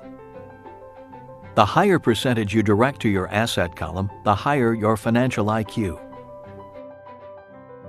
Today, Kim and I direct approximately 80% of our income directly into the asset column and do our best to survive on 20%. Also, we never say we cannot afford it, and we refuse to live below our means. By continuing to keep things challenging, we become more resourceful, creating a more abundant life and a budget surplus.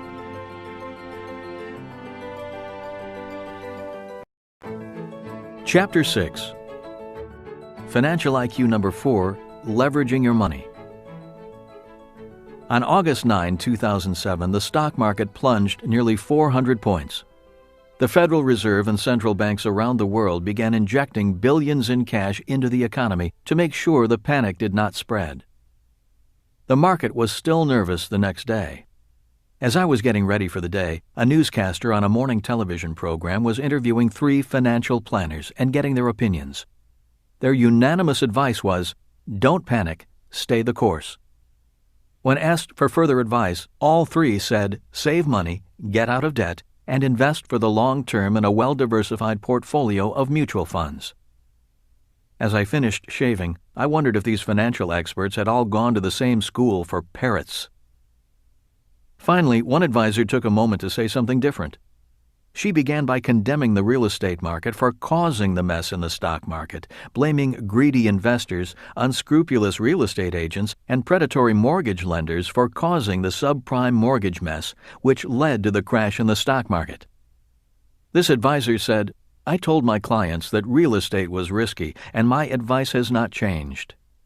Real estate is a risky investment, and investors should invest for the long term in blue-chip stocks and mutual funds. As the financial planner on television was ending her attack on real estate, my wife Kim walked into the room and said, Remember, we have a closing today on the 300-unit apartment house. Nodding my head, I said, I'll be there. As I finished dressing, I thought, it's funny the financial advisor's saying that investing in real estate is risky. The real estate markets are crashing at the same time Kim and I are buying a $17 million apartment house in Tulsa, Oklahoma, and we are excited about it. Are we on the same planet? So what is the difference between the financial planner who was negative on real estate and why was I excited about buying more property? The answers to that question are found in this chapter through 2 financial concepts, control and leverage. The new capitalism puts millions of workers' money into investments that allow them very little control or leverage. Because I have control over my investments, I am not as affected by market crashes. Because I have control, I am confident about using a lot more leverage. So what is leverage? In very simple terms, the definition of leverage is doing more with less. A person who puts money in the bank, for example, has no leverage. It's the person's money. $1 in savings has a leverage factor of 1 to 1. The saver puts up all the money. For my investment in the 300-unit apartment house, my banker put up 80% of the $17 million real estate investment. By using my banker's money, my leverage is 1 to 4. For every dollar I invest in the deal, the bank lends me $4. So why did the financial planner on TV say that real estate was such a risky investment? Once again, the answer is control. If an investor lacks the financial intelligence to control the investment, the use of leverage is very risky. Since most financial planners put people into investments where they have no control, they should not use leverage. Using leverage to invest in something you do not control would be like buying a car without a steering wheel and then stomping on the gas pedal. Most of the people being hurt by the real estate meltdown are people who were counting on the real estate market to keep going up and increasing their home's value. Many people borrowed money against their inflated home value. Now their home may be worth less than what they owe. They have no control over the investment and are at the mercy of the market. The value of my $17 million apartment house is not based upon the price of the building. While price is important, I'm not counting on the price of the building going up due to some magical, unseen market condition. That is why the booms and busts of the markets do not concern me that much. The value of my apartment house is based upon the rent my tenants pay. In other words, the true value of the property is the value my tenants think the property is worth. If a renter thinks the apartment is a good value at $500 a month, that is the property's value. If I can increase the perceived value of my property to my tenants, I, not the market, have increased the value of the property. If I increase rents without an increase in perceived value, the tenant moves to the community down the street. The value of rental real estate, in this case my apartment houses, is dependent on jobs, salaries, demographics, local industry, and supply and demand of affordable housing. In a housing crash, the demand for rental units often goes up, which means demand and rents go up. If rents go up, the value of my rental real estate may go up, even if the value of residential real estate is coming down. There are 3 specific reasons why I'm not concerned about market crashes when it comes to the purchase of my 300-unit apartment house. One reason is because Tulsa, Oklahoma is an oil boomtown. High-paying jobs are plentiful. The oil industry needs workers, and transient workers need rental housing. The second reason is because a local college near the apartment house is doubling its number of students, but not the number of on-campus housing units, which increases demand for rental apartments. As many of you know, there is another baby boom, commonly referred to as the Echo Boomers, a generation just now entering college, which is 73 million strong. A majority of them will be renters. The third reason is because the fixed interest rate on the existing loan is very low. Low interest payments, lower expenses, and increasing income will increase property value, not market fluctuations. This means the 300-unit apartment house offers me both control and leverage. My job as an investor on this apartment house is to increase my leverage from 1 to 4 to possibly 1 to 10. That is, doubling the value of the property through operations, not the market. I can do this as long as I have control. Leverage is not risky. Many financial advisors will tell you that higher returns mean higher risk. In other words, leverage is risky. That is absolutely false. Leverage is only risky when people invest in assets that they have no control over. If a person has control, leverage can be applied with very little risk. The reason most financial advisors say that higher returns means higher risk is simply because they sell only investments that allow very little control. As mentioned above, my $17 million apartment house in Tulsa is a good investment to use leverage with because I have control over the operations, and the operations, that is, income collected through rents, determine the value of the investment. A house is not a good investment, and leverage is risky with a house because you do not control the value of the house. The value of a house is based on the market and the purchasing power of the currency it was purchased with. These things are out of your control. What is control? The major flaw in paper assets, such as savings, stocks, bonds, mutual funds, and index funds, is the lack of control. And because you have no control, it is difficult and risky to apply leverage. Because these paper assets offer very little control, it is difficult to get a bank to lend you any money to invest in these assets. Financial intelligence is the key to control. Financial intelligence is the key to control. Financial intelligence increases control, and financial IQ measures the financial returns of financial intelligence. Take the 300-unit Tulsa apartment house as an example. Number 1, the income column. The first step after acquiring the property is to increase the rent. The property is already profitable and cash flows with existing rents. In other words, I am already making money from day one. Even so, the objective or business plan is to raise the rent per unit to an additional $100 a month over the next 3 years by the following means.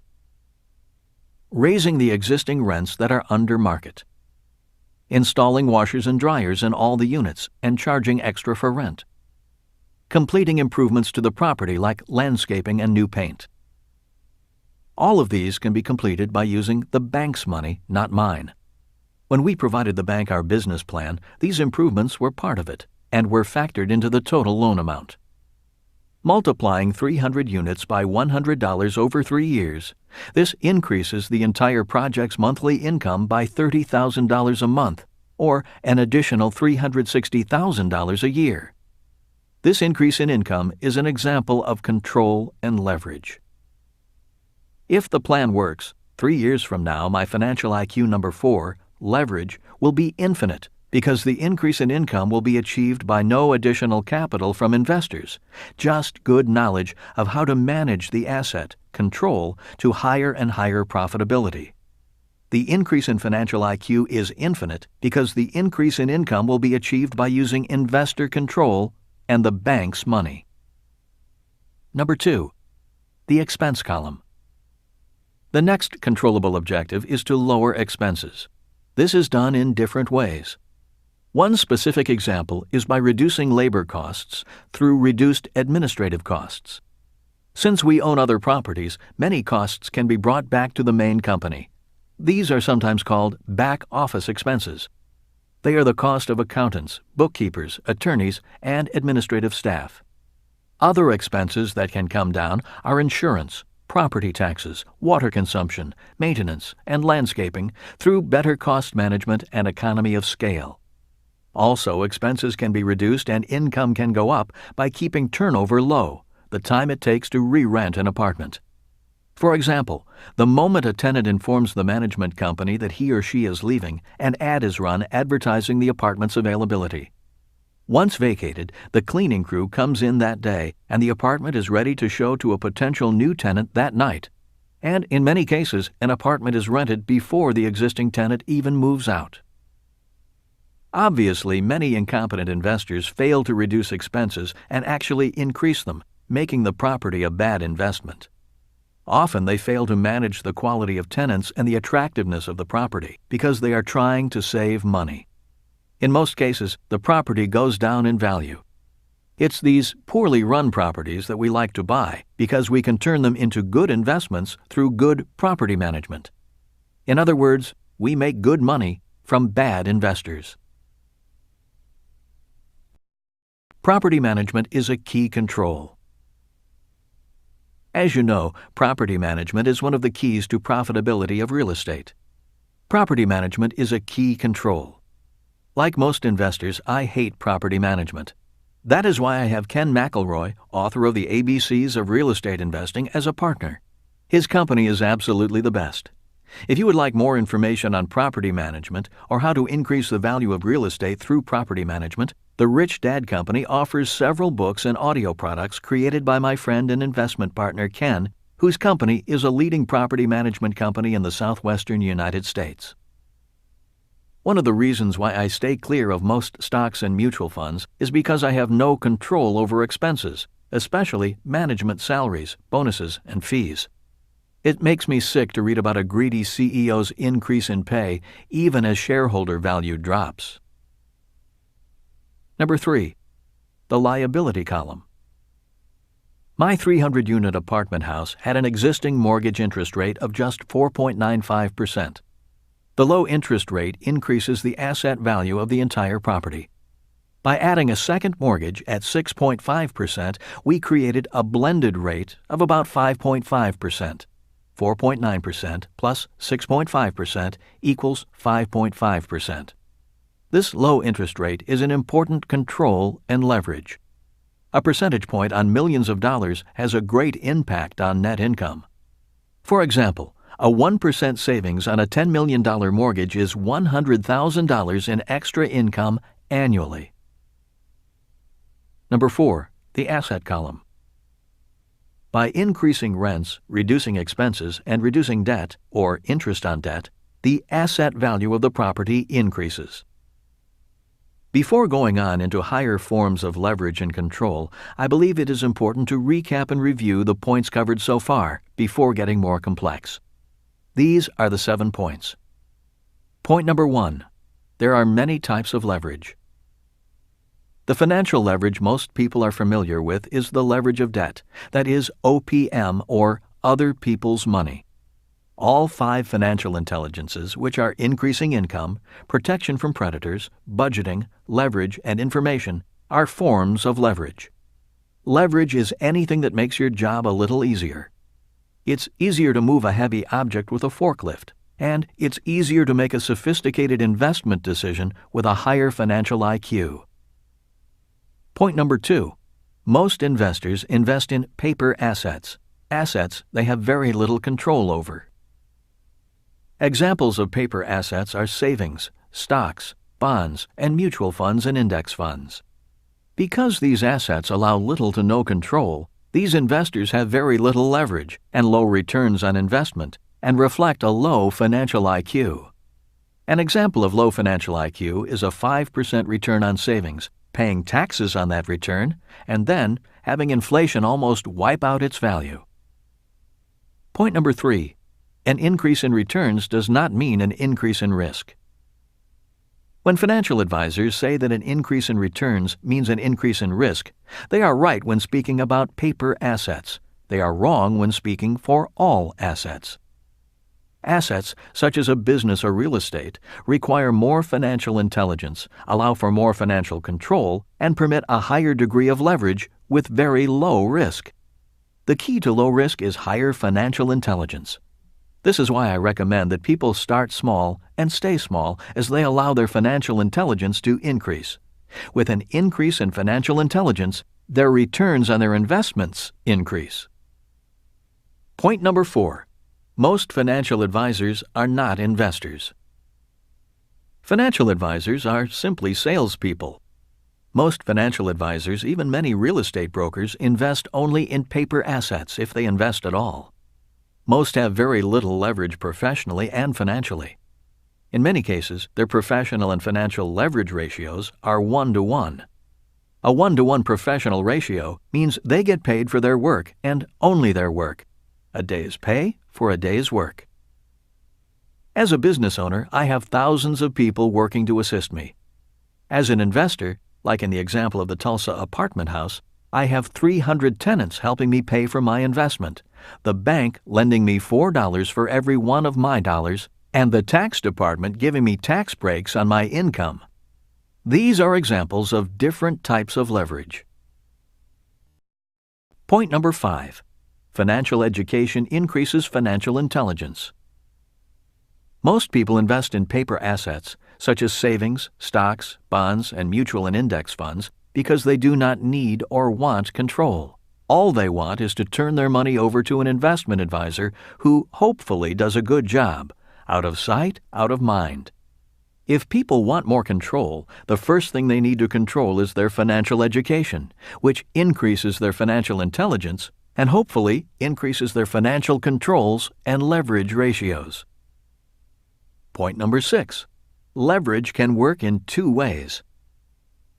Leverage can make you rich, and leverage can make you poor.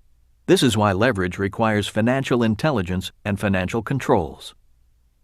With stocks, a trader can use the leverage of options. If a trader thinks the market is going up, they may use a call option, which is the right to purchase a stock at a certain price within a certain time. If the trader thinks the market is going down, they may use a put option or short the stock. In other words, a trader has the potential to make money if the stock price is going up or going down. The problem, however, is that the trader has no control over the asset, just control over the terms of their trade. Learning to trade a market, even in real estate, is an important part of an investor's financial education. Real estate investors also use options. In real estate, a call option is known as a down payment.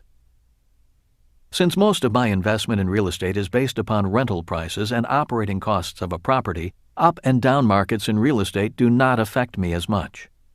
While I do occasionally flip a property, especially if someone is willing to pay me a ridiculous price for it, as a practice, I would rather buy a property and collect rent and other income for a long time. Then I look for another property to buy and hold. Point number 7. When most financial advisors recommend diversification, they are not really diversifying. There are 2 reasons why the diversification they recommend is not diversification. The first reason is that financial advisors invest in only one category of asset, paper assets. As the market crash of August 9 and 10, 2007 revealed, diversification did not protect paper asset values. The second reason is that a mutual fund is already a diversified investment. It is a hodgepodge of good and bad stocks. Professional investors don't diversify. As Warren Buffett says, diversification is a protection against ignorance. Diversification is not required if a person knows what they are doing.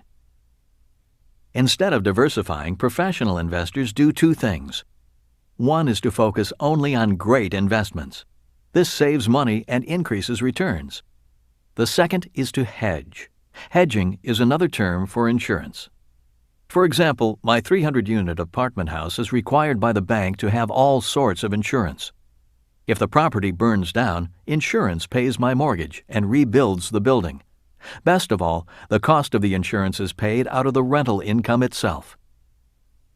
Two of the main reasons I do not like mutual funds is that banks do not lend money on them, and insurance companies will not sell me insurance against catastrophic loss if the market crashes. And all markets crash. On to more leverage, higher returns, and lower risk.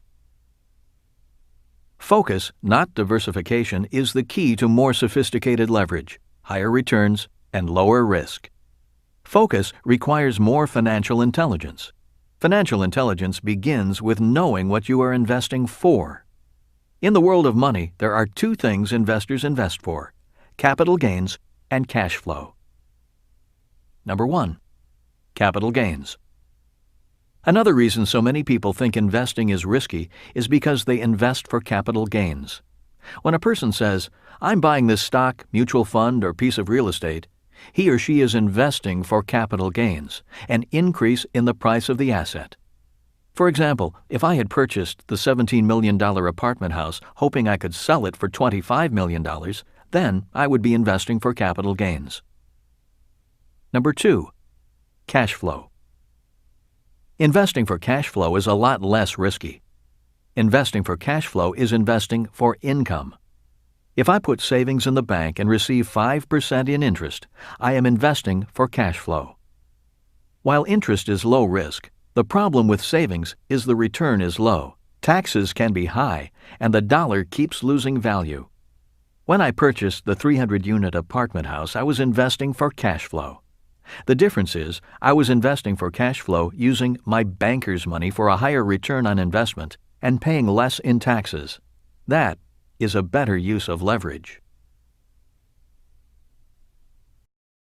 What are you investing for? Most financial advisors recommend that a person invest in growth funds when he or she is young. Investing for growth is investing for capital gains. They advise older investors to then shift their growth funds into income funds or annuities. In other words, invest for cash flow when you are older. They believe cash flow is less risky and more certain. When it comes to capital gains or cash flow, there are three general types of investors.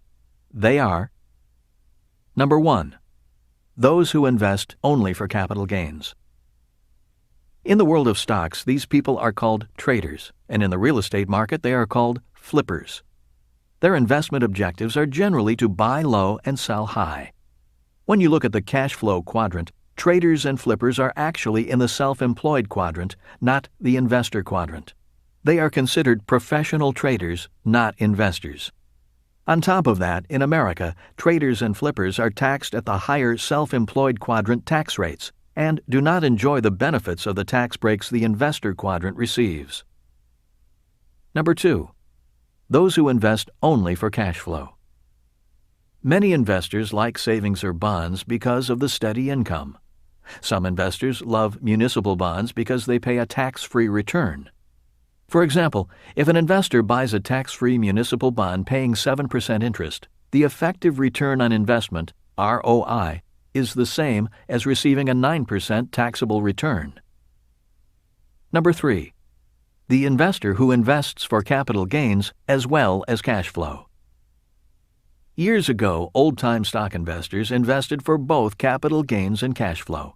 Old-timers still talk about the price of a stock going up, as well as paying the investor a dividend. But that was in the old economy, the old capitalism. In the new capitalism, most paper investors are looking for the quick buck to make a killing. Today, the big investment houses are hiring the smartest whiz kids out of college and using computer models to look for the slightest market patterns they can exploit. For example, if the computer picks up a 1% differential, let's say in tech stocks, the investment house will bet millions of dollars hoping to gain 1% on millions of dollars in a few hours. This is very high leverage and very risky. These computer models also cause a lot of the volatility in the markets.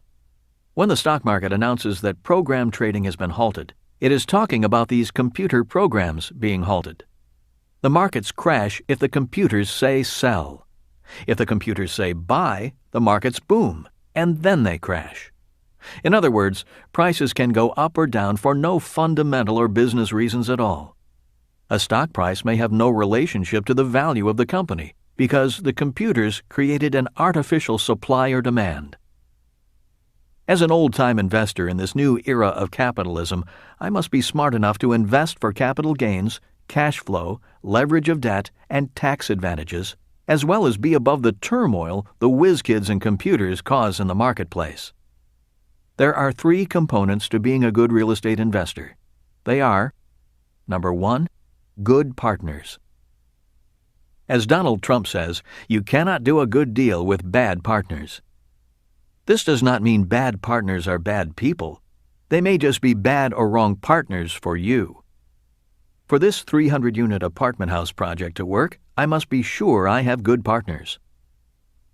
Number 2, good financing. Real estate is primarily a function of financing. Many people say, location, location, location. I say, financing, financing, financing. If you can secure good financing, the deal works. If you have bad financing, the deal will not. To illustrate my point, let's say the seller says, I want $35 million for my $17 million apartment complex.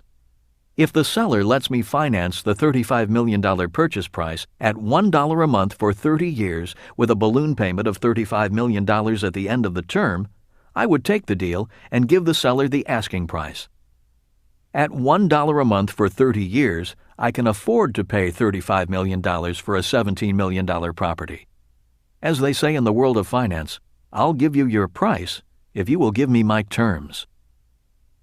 Number 3, good management. One of the reasons for my confidence in the $17 million 300-unit property is that I have good partners.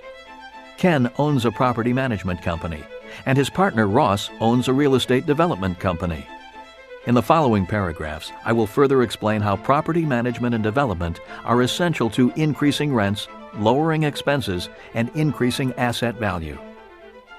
Having control over these 3 components, good partners, good financing, and good management, I am more willing to use debt as leverage. Without control, I would probably not use debt financing. If there is higher risk, such as speculating in a stock or a commodity, I like to use only money I can afford to lose.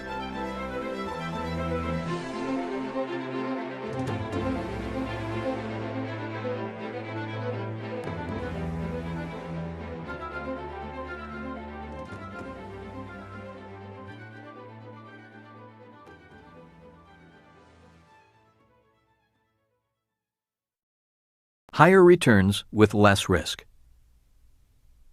I'm going to further explain my confidence in the investment thanks to my partners and having control over the 300-unit apartment project, why I am willing to use a lot of leverage, why I believe the risk is low, how I make more money, and how I pay less in taxes. There are 3 more advanced investment strategies that require a higher level of financial intelligence. The 3 advanced leverage strategies are OPM, ROI, and IRR. Number 1, OPM, other people's money. There are many ways to use OPM. With the 300-unit apartment building, I am using 80% leverage. First of all, the beauty of using the bank's money is that it is tax-free money. The other benefits of the bank's money are I keep the appreciation, cash flow income, tax benefits, and amortization. The bank puts up 80% of the money, but I receive 100% of the benefits.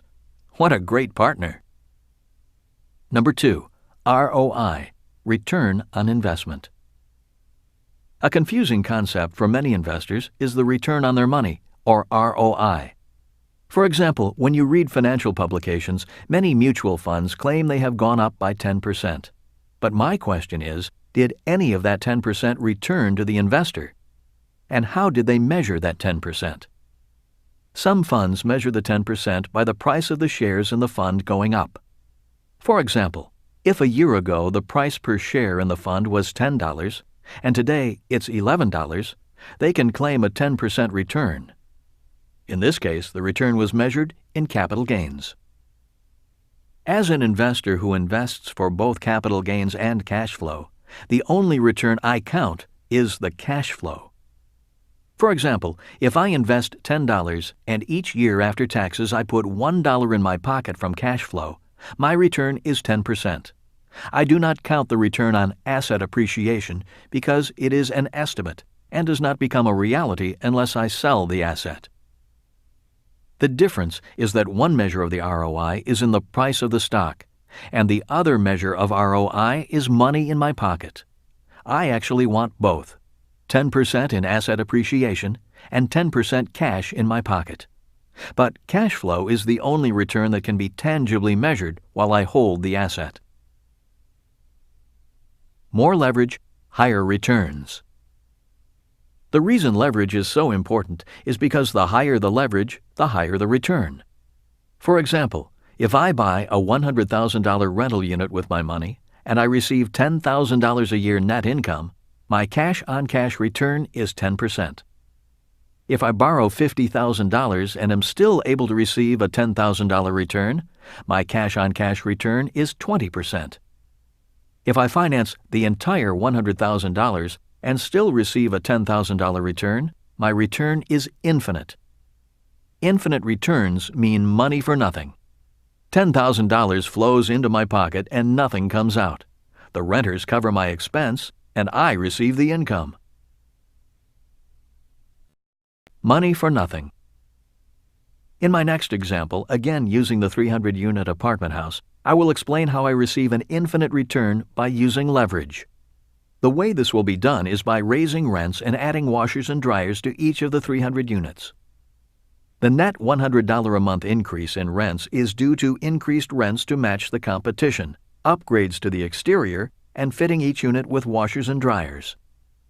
This $100 a month increase in income is a 100% financed transaction. We get extra money from the bank to do the renovations. We have the control. The increase in debt is more than covered by our increase in income. This extra $100 is technically an infinite return because all the expense is fronted by the bank and all the returns come to me. The increase of $100 per month is multiplied by 300 units. This is an increase in gross income of $30,000 a month and $360,000 a year on top of the cash flow we are already getting. This $360,000 is an infinite return measured by cash flow in hand, not some fictitious capital gain on paper. In summary, the bank puts up 100% of the money for these improvements, and we receive the increase in income. The tenants pay for expenses and the mortgage. Number 3, IRR, or internal rate of return. One of the more complex, sophisticated, and often confusing measures of ROI is the internal rate of return. If investors really know what they are doing, they can increase their ROI by understanding IRR. In overly simplified terms, internal rate of return, IRR, measures the other returns and other leverage that a well-controlled investment can provide. The first example of IRR is passive income. Most people understand that gross rents are part of the income column. Yet IRR also measures other forms of income. Passive income is subject to lower tax rates than earned income. In the U.S., passive income is not subject to Social Security or self-employment taxes. In other words, these taxes do not show up as expenses in the expense column, which is technically a gain in income. The second example of IRR is depreciation. In the U.S., the tax department gives some investors an additional income that actually looks like an expense. This income is known as depreciation. Another term for depreciation is phantom income. The reason it is phantom income is because it's income that shows up somewhere else.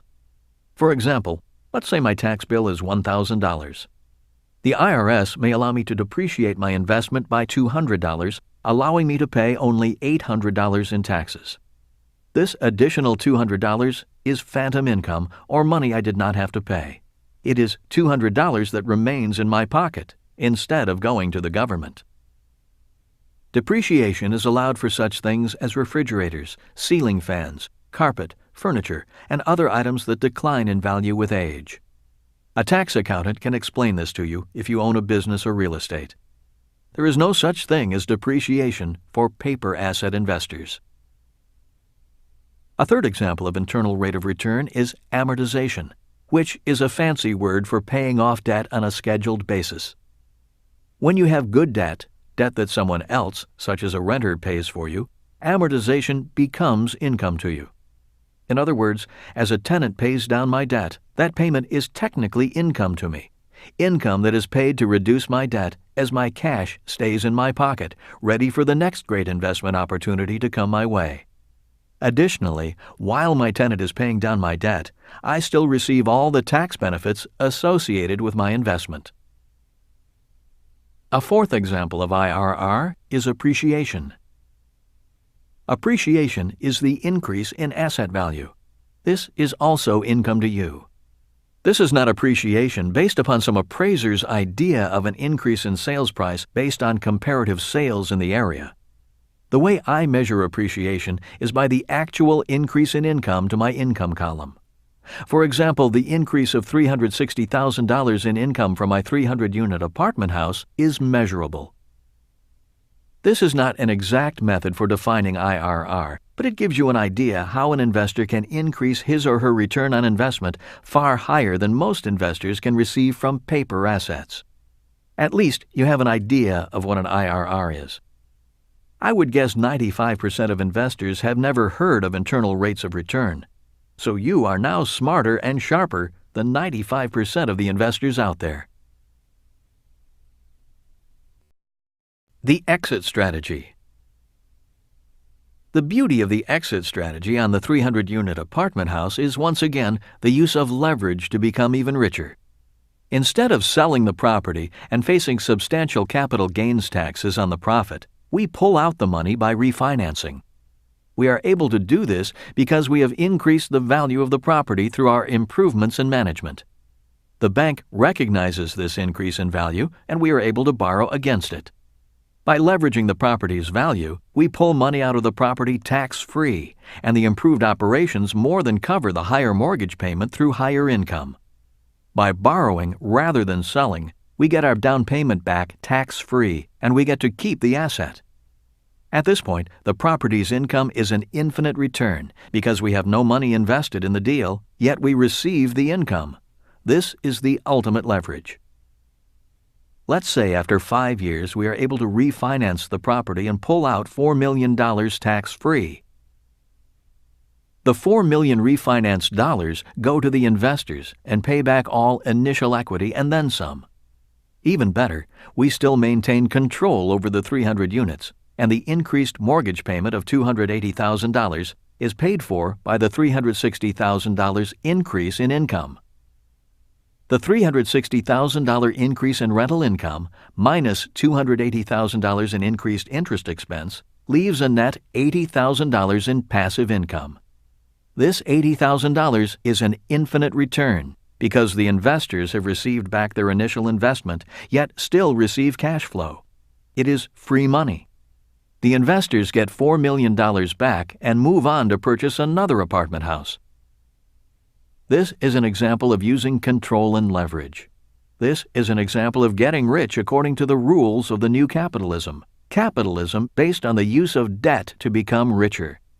Rather than working hard to get out of debt, as those who follow the rules of old capitalism do, we work hard to find ways to get into more good debt and use more leverage.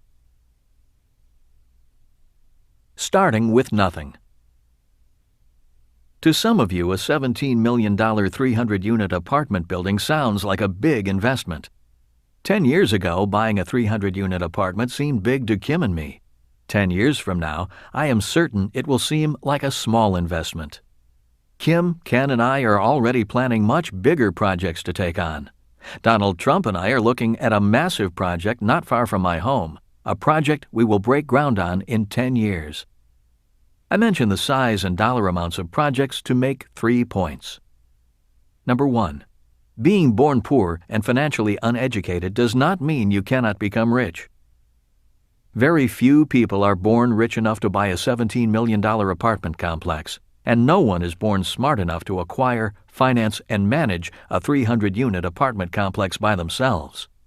In other words, not having any money or financial education isn't an excuse not to get started. Number 2, start small and take baby steps. In 1989, Kim's first investment was a $45,000 two-bedroom, one-bath home in Portland, Oregon. She put $5,000 down and made $25 a month. She was extremely nervous when she took her first step. Today, a $17 million apartment house is boring to her. She is ready for bigger projects. Number 3, dream big. Most of us know that a child must be allowed to dream. The same is true for adults. As a couple, Kim and I have big dreams. Our dreams keep our marriage rich, young, and fun. Bigger investment projects keep us learning together, operating as a team, and growing together rather than growing apart. Instead of living below our means, we dream big, learn, and invest carefully in order to go beyond our means. It's not just about money, it's about life. In conclusion, on August 9 and 10, 2007, as the markets of the world crashed, many people had no idea what the crash meant. Most people have no idea how it will affect their lives. Most people have no idea how the rule changes back in 1971 and 1974 have affected their lives. Today, even in the richest country in the world, the U.S., millions of educated, hard-working people are earning less, even if they are paid more, saving money that is losing value, clinging to their homes as their value declines, and using credit cards to pay their bills. To make matters worse, because of a market crash, millions of educated, hard-working people think that investing is risky, and to attain higher returns means you have to take on greater risks. There are only a few people who know that the key to leverage is control, and the key to control is financial intelligence. The good news is that the higher your financial intelligence, the more money you make without needing money. In this new capitalism, it is truly possible to make money for nothing. In the information age, knowledge is the ultimate leverage. The more money you make without money, the higher your ROI and IRR, and the higher your financial IQ. Chapter 7. Financial IQ number 5, Improving Your Financial Information. In January of 1972, I was transferred from Camp Pendleton, California, to an aircraft carrier off the coast of Vietnam. My primary job on board the carrier was as a helicopter gunship pilot. My primary mission was to fly as an escort for the larger troop helicopters. My secondary job was as an assistant to the squadron's top-secret information officer. It was an extremely interesting job. For hours on end, we would sit, listen, observe, gather, and process top-secret information. At regular intervals during the day and the night, we gave briefings to the commanding officer and his team. Our job was to take raw data from the war and turn it into relevant information. As an information officer, I gained a tremendous respect for information. Prior to Vietnam, I never thought much about the subject. In school, I thought the study of information was a joke. To me, information was just data, mindless facts and figures, dates and times to be memorized in order to pass tests. In Vietnam, information could mean life or death for my fellow pilots. Today, I believe that I am a better entrepreneur and investor because of my position as information officer. Today, I know that information can mean life or death in war, and the difference between being rich or poor in business. While at war, the amount of information we had to process was staggering. Very quickly, we had to learn how to sort, categorize, discard, and process tremendous amounts of information from multiple and varied sources. To handle information overload, the military puts a great amount of effort into classifying information. Without classification, all information is equal and virtually worthless. As an information officer in Vietnam, I learned to classify information according to a set of characteristics. They are: Number 1, time. In war and in business, information can be useful one minute and obsolete the next. War is fluid, always moving. So is business and investing. Enemy troops can be one place today and 100 miles away tomorrow. In business, a business advantage can be priceless today and worthless tomorrow. Number 2, credibility. We had to know who the information came from. Were our sources credible and reliable? Unfortunately, in the world of money, most people get their financial information from people they work with or salespeople. They may be good, honest people, but they are not credible or reliable sources of financial information. Number 3, classification. In the military, I learned to sort information into categories. For example, top secret information was only available to those with top secret clearances. In the world of business and investing, top secret or classified information is known as insider information. When the average investor hears the term, he or she thinks of illegal information, and sometimes it is. Insider information is illegal when a person receives information from someone inside a public company and uses it to buy or sell that company's shares. In reality, all information is inside information. A more important question is, how far from the inside are you? By the time a person hears a hot tip about a company's new product or news that a company is in trouble, people on the inside and close to the inside have already traded on that information. The battle has already been won, and the average investor has lost. Let me make it clear that I do not encourage or condone illegal insider trading. The distinction I want to make is about the importance of being on the inside and getting close to the information. One of the reasons I love being an entrepreneur and a real estate investor is because I am a legal insider who can trade on inside information. Since I am not a public company, I can also freely tell my friends what I know and how I am investing. One of the main reasons my rich dad encouraged me to develop my financial intelligence is so I could have access to inside information. The closer to the inside your information, the richer you become. Number 4, relative information. Watching battlefield information change day by day, we as information officers were able to interpret past and present information to forecast future information. For example, if we knew that the enemy troops were in one position on Tuesday, another position on Wednesday, and another position on Thursday, we could begin to predict where they were going and what their objectives might be. In other words, we had to know how information related to other information. In the world of business and investing, this past, present, and future information gathering is known as watching the trends. Number 5, deceptive information. In war, the enemy would often try to deceive us by sending deceptive information. They occasionally did this by using diversionary tactics. For example, they might move a large number of troops and equipment, making a lot of noise and dust just to distract us from their real motives and objectives. Or they allowed us to capture one of their troops who provided erroneous information. Business and investing are rampant with deceptive information. An entrepreneur and investor must be constantly vigilant and on guard. For example, many times a financial expert will tell you something and then do the opposite. This person may go on television and say he is bullish on a stock and is buying it. This bit of information causes other people to buy the stock, driving the stock price up. Once the price is up, the person who recommended the stock sells and takes a huge profit. This is known as the pump and dump.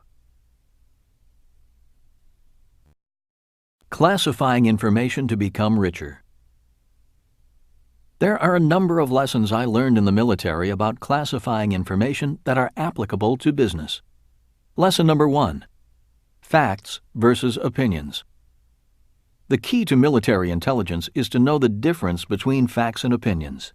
The same is true for financial intelligence. One of the reasons so many people think investing is risky is because they do not know the difference between facts and opinions.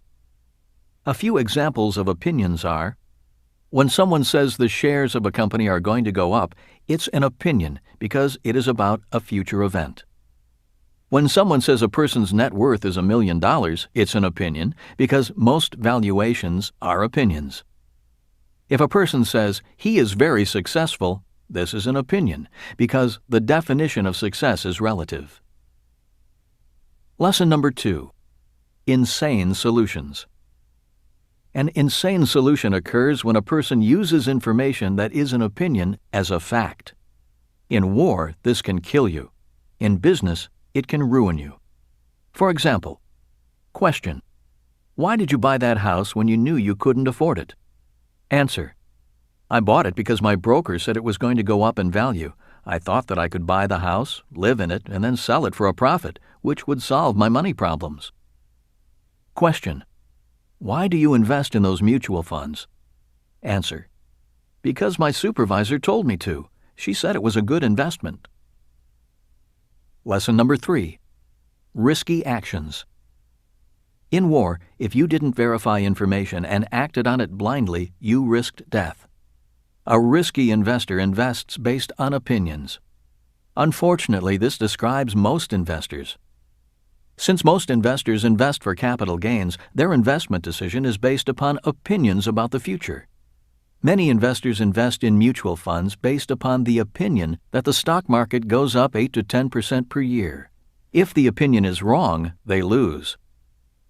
A smart investor knows the difference between facts and opinions. A cash flow investor invests for facts.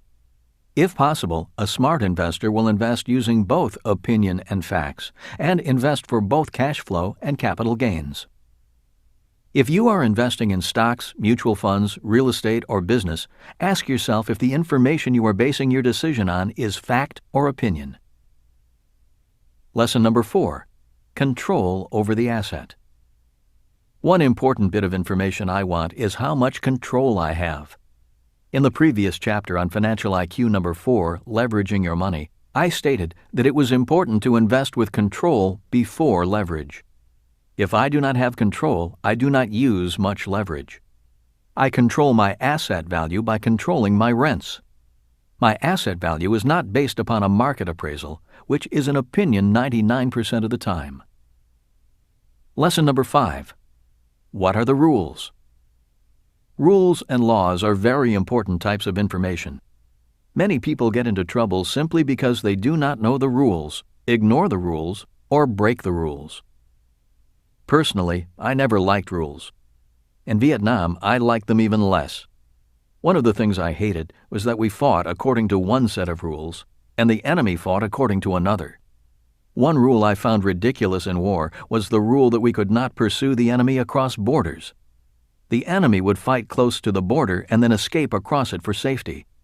There were many times we had to break off a fight because the VC crossed back into Laos. It was my rich dad who changed my attitude towards rules. He said, if you play sports and there is no referee to enforce the rules, the game turns into chaos. If you drive on the highway and police do not enforce the rules, people die. This is why rules are important.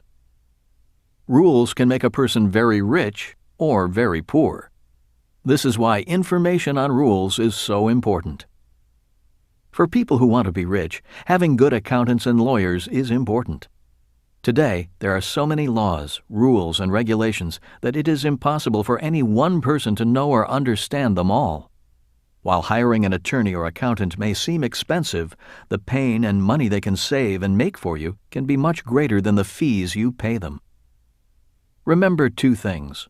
Rules provide a valuable source of information about how the game of money is played, and without rules, assets decline in value. Lesson number 6. Trends. A trend is developed when an investor takes information from a set of facts and then forms an opinion. Instead of diversifying, I prefer to focus on a few small assets, notice a trend, and invest with the trend. Since I know a trend can reverse and change direction, I do not blindly invest for the long term. Some of the trends I am investing in today are trends in oil. As you know, the more China, India, and Eastern Europe become westernized, the more the demand for oil goes up. Even with the rush to find alternative sources of power, oil will continue to be a primary source of power for years to come. As much as I do not like the environmental damage oil causes, The harsh reality is we all use it, even the most devoted environmentalists. I believe the long-term trend for the price of oil is up, possibly as high as $200 a barrel in the near future. This high price will have serious repercussions upon the world economy, which will later lead to other trends worth following as alternative energy technology, such as solar power, makes advances. Trends in silver. I believe silver is the best investment in 2007. I believe it is a better investment than oil. There are two reasons I say this. The first reason is because silver is a consumable industrial metal. This means it's used up. Silver is the metal of choice for electronics. It is used in computers, cell phones, television sets, and other gadgets. It is estimated that 95% of all silver is already consumed. It is becoming scarcer. Gold is different. It is estimated that 95% of all gold ever found is still around. Instead of being consumed as silver is, gold is hoarded. In many ways, this makes silver more valuable than gold. The second reason is because silver is also a precious metal, a form of money. As the dollar drops in purchasing power, more people will look for anything that represents real money or at least holds its value. As I write, silver is very cheap when compared to gold. It is approximately $13 an ounce, while gold is approximately $600 an ounce.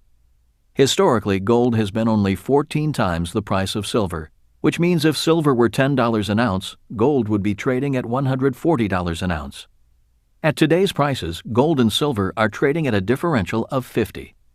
To me, based on historical trends and the fact that silver is a consumable metal, it has a greater opportunity to go up in price.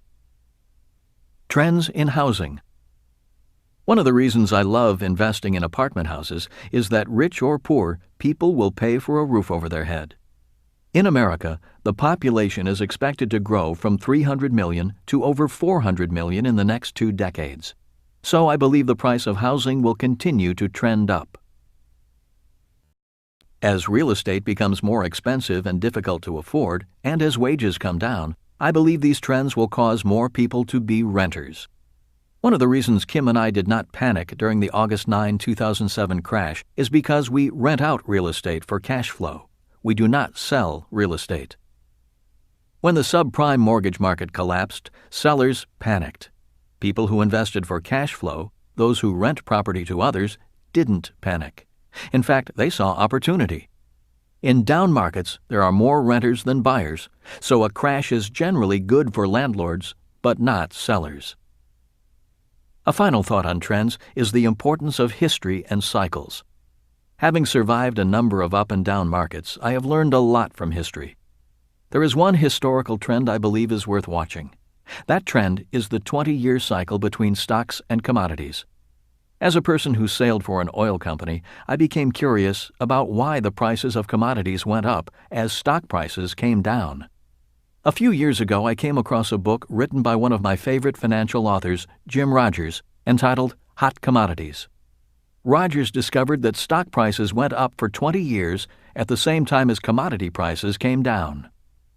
For example, from 1960 to 1980, just as I was coming of age, commodity prices, such as oil and gold, were rising.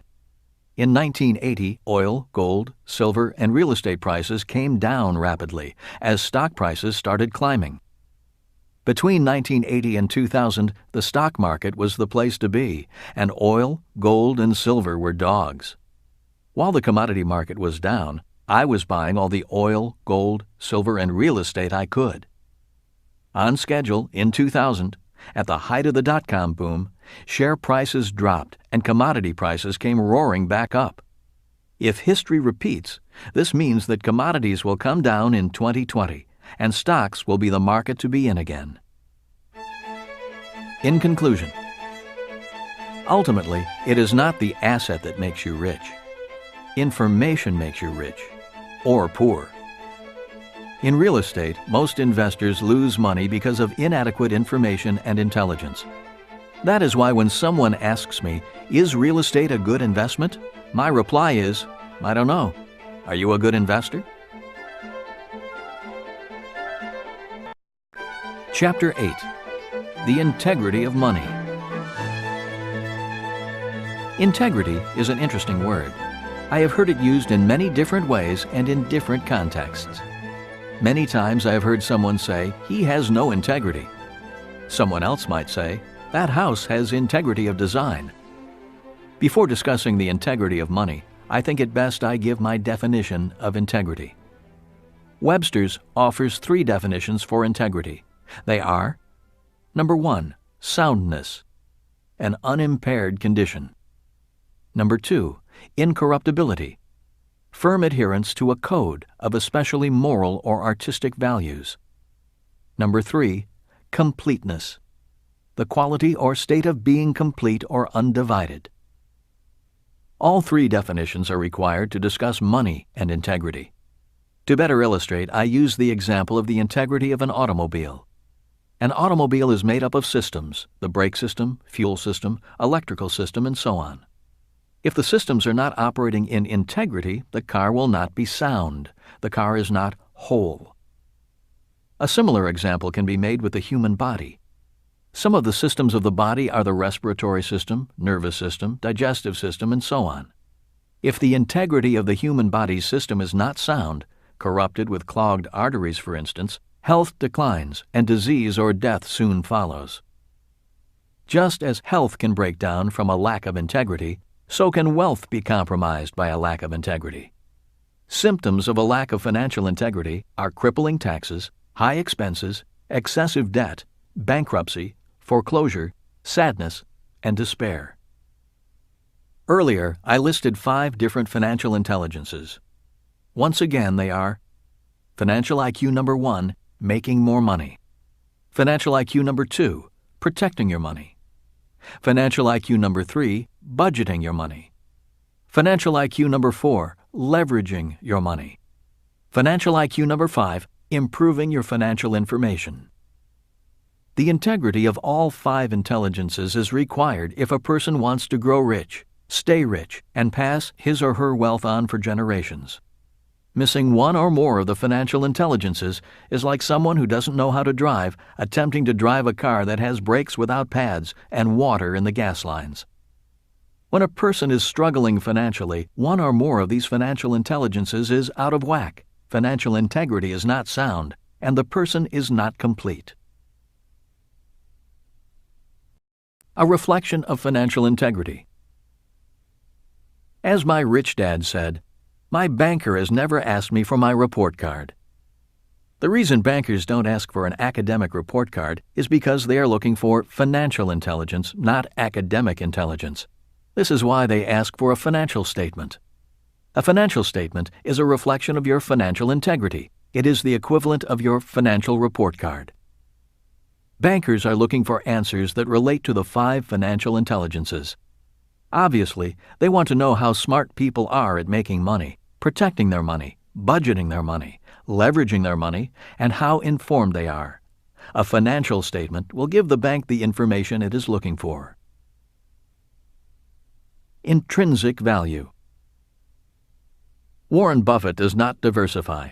Instead, he looks for a company with intrinsic value, a company with financial integrity. He wants to know if the business has the 5 financial intelligences. In overly simplified terms, Buffett wants the answers to the following questions. Number 1, can the business make more money? Number 2, does the business have a protected niche? Number 3, does the business budget its money and resources well? Number 4, can the business be leveraged and expanded? Number 5, is it run by a team of smart, well-informed people? In even simpler terms, intrinsic value means: Number 1, niche. This means the business has a core competence, something that will make money in good times and bad. Coca-Cola fits this requirement. People will always drink sugared water regardless if plain water is better for them. A big advantage Coca-Cola has is its trademark, which is protected by law.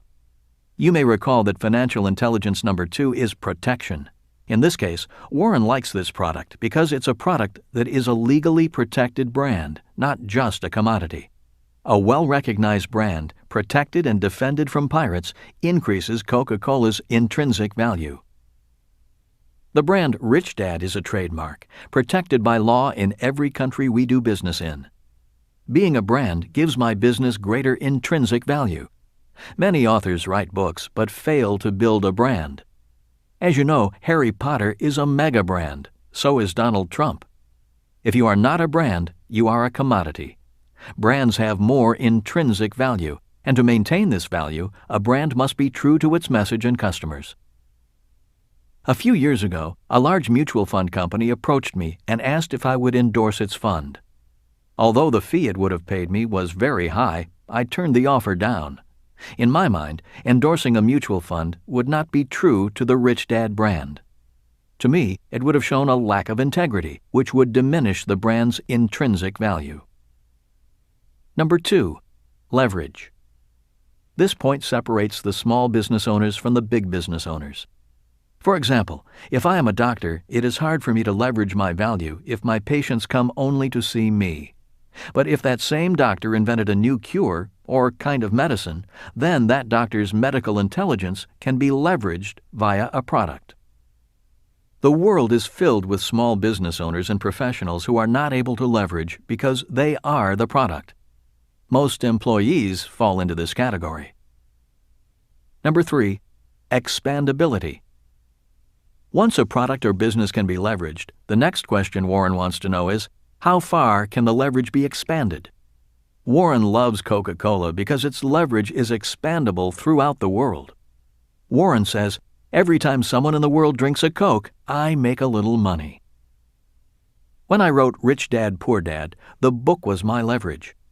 Instead of my teaching in person, my book and my games could now do the teaching. The next task was to expand the product into different countries by printing the books and games in different languages. This was done by licensing the rights to produce Rich Dad products to businesses in different parts of the world. Instead of having my company print, inventory, and distribute my products, there are now publishers in 109 countries that do that for me. This is my example of leverage and then expandability. Number 4, predictability. What Warren Buffett wants to know is how predictable revenue is. He doesn't want peaks and valleys in income. He wants to know that come rain or shine, the money will come in like clockwork. One of the reasons I love my apartment houses is that rain or shine, the money comes in. I'm not worried about the price of real estate going up or coming down. I want my money coming in 24/7 from all over the world and from my apartment houses. This is why Warren Buffett does not diversify. Instead, he focuses on a business's intrinsic value. Recognizing intrinsic value requires the 5 financial intelligences.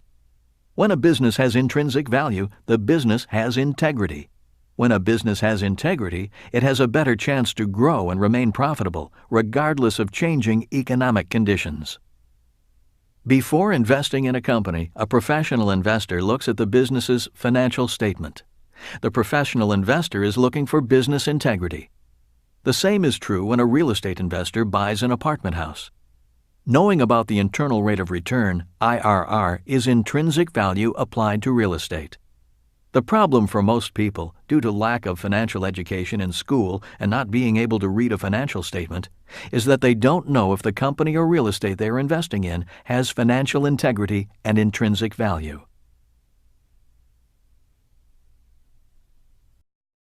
Chapter 9. Developing Your Financial Genius. I didn't know I wasn't smart until I went to school. From kindergarten all the way through college, school was a struggle. I also didn't know I was poor until I went to school. When I was 9 years old, my family moved across town and I went to a school for rich kids. Interestingly, there were 2 elementary schools directly across the street from each other. On one side of the street was Union School. On the other side was Riverside School. Both were public schools. One school for the rich and the other for the working class. Originally, Union School was for the children of the sugar plantation union workers, hence the school's name. Riverside was the school for the children of sugar plantation owners and managers. I attended Riverside because the house our family lived in happened to be on the side of the street next to the river. Even though I was only 9, I was aware that my classmates at Riverside School lived at a higher standard of living than my family. Many of my rich classmates lived in an isolated community connected by a bridge across the river. Every time I crossed that bridge to play with my friends, I knew I was crossing into a different world. Although rich, my classmates and their families were not snobs. They were friendly people involved in the community. I spent a lot of time at my friends' beach homes, on their boats, and flying in their planes. They did not flaunt their wealth, they shared it. To them, being rich seemed natural, not special. It was a lifestyle and a standard of living. Their lifestyle was not that big a deal to them. It was I who thought their lifestyle was a big deal, sometimes feeling uncomfortable, sometimes out of place, and acutely aware of the standard of living that separated us. At the age of 12, my rich friends went off to private schools, and I continued on through public high school with the kids who went to Union School.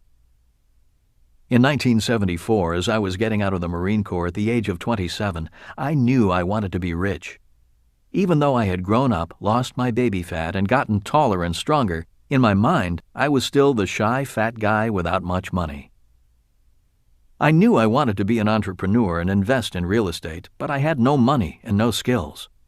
The more I thought about it and compared the life I wanted with what I had, the more I realized that my school teachers were correct.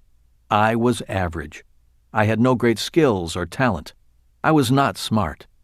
If I was going to be rich, I needed to find a way to be at least above my means in every way. Don't live below your means. Financial experts advise people to live below their means and diversify. To many people, this sounds like smart advice. The problem with following this advice is that you wind up average because it is average advice. It is not bad advice, it's just average financial advice. Besides, who wants to live below their means? I knew I needed to focus if I wanted a higher standard of living, a standard of living like my classmates who lived across the bridge. I decided the best way to beat the A students, the rich kids, the teachers who labeled me average, was to become rich. I was not angry with them, I was just tired of being average. I realized I could become richer than most people because when it came to money, most people were following below-average financial strategies and advice. I built and rebuilt several businesses from 1974 to 1984. I was determined to become an entrepreneur. Just like a baby who stands and falls a number of times before learning to walk, I stood and fell a number of times before walking as an entrepreneur.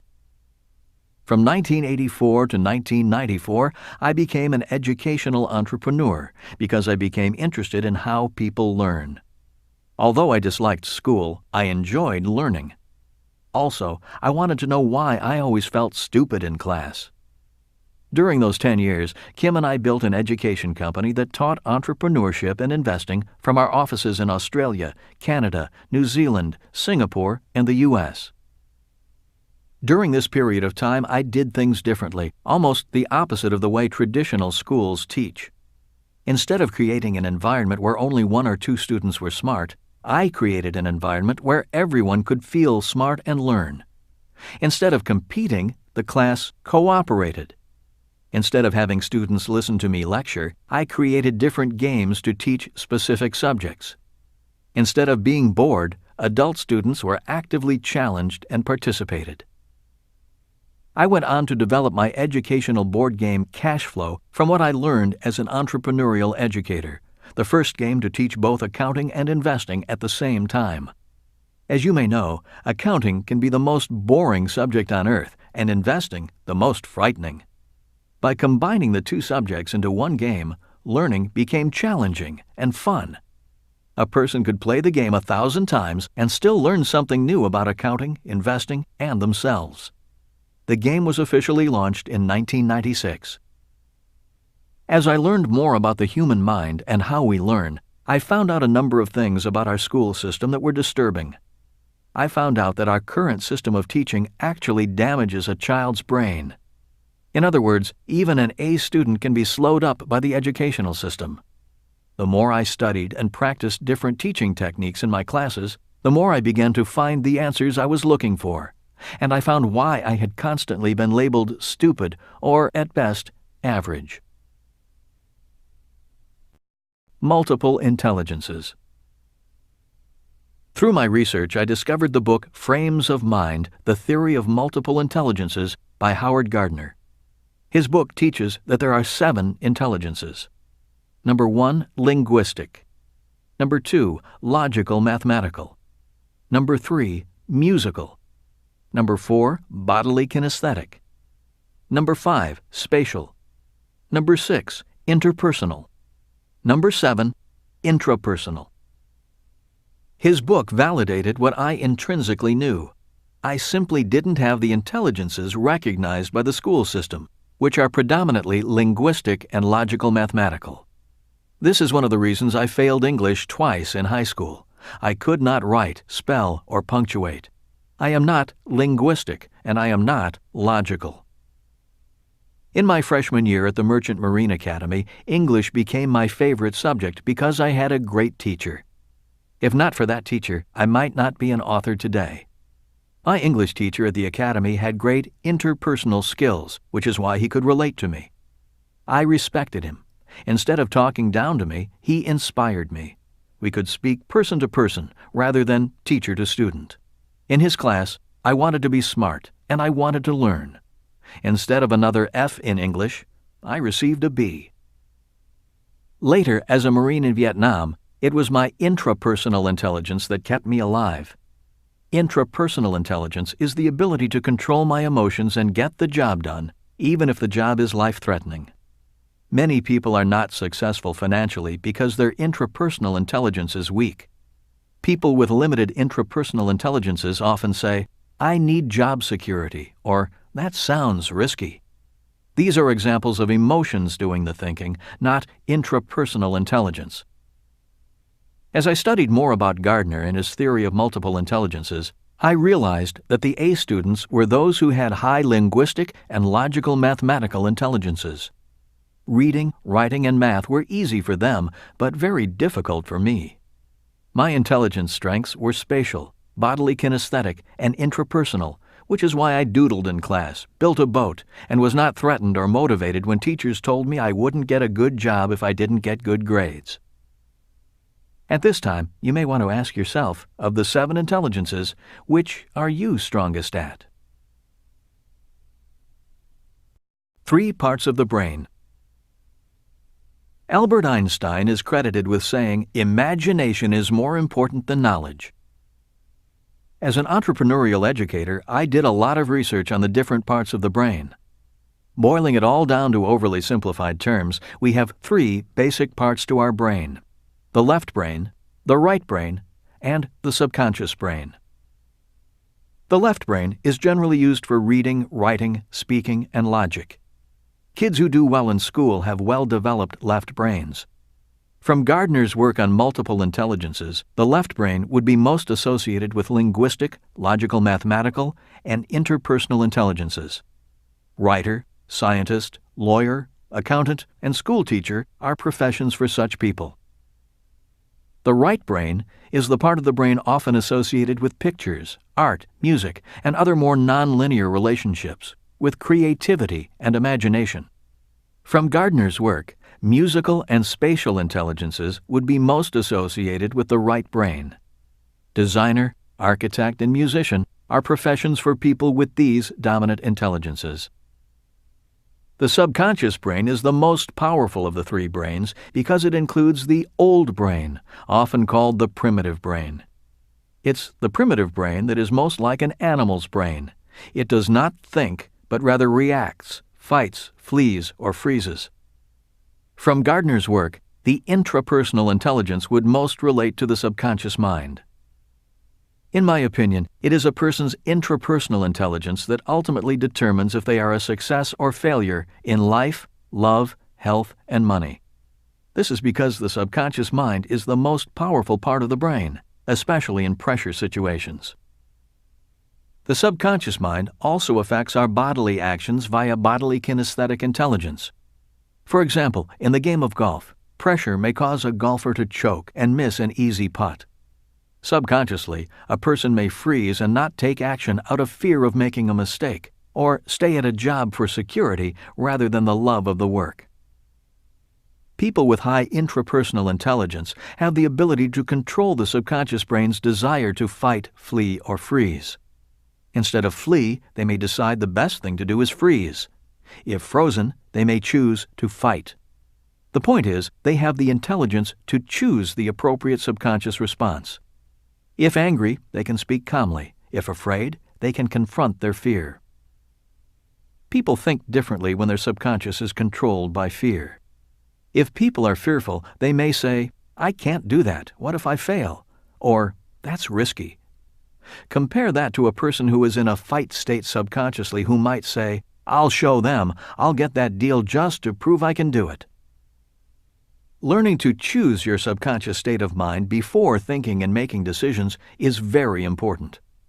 When I was in Vietnam, I felt better, flew better, and was more confident when I subconsciously chose to fight. When I was in a fleeing or fearful state, my thoughts were fearful. So choose your subconscious state of mind before using your left and right brains. Professions requiring tremendous control under stress are best for people with strong intrapersonal intelligence. For example, police officers, emergency room nurses and doctors, firefighters, and soldiers require high intrapersonal intelligence. I would say entrepreneurs require a high level of this intelligence. Which brain controls your money? The reason I became curious about the brain and how it works is because I wondered why so many people say one thing and then do another. For example, I might ask a person, "Do you want to be rich?" Most people will say from their logical left brain, "Yes, I really want to be rich." The problem is not found in their logical left brain. The problem is the subconscious brain saying, "Not you, you'll never be rich." Or, "How can you be rich? You don't have any money." In most cases, it's the subconscious fear of failing that holds people back. For example, I have a friend who is an attorney, an A student from Harvard, who wants to change, but he can't. He is afraid of doing something new for fear of failing and not making enough money.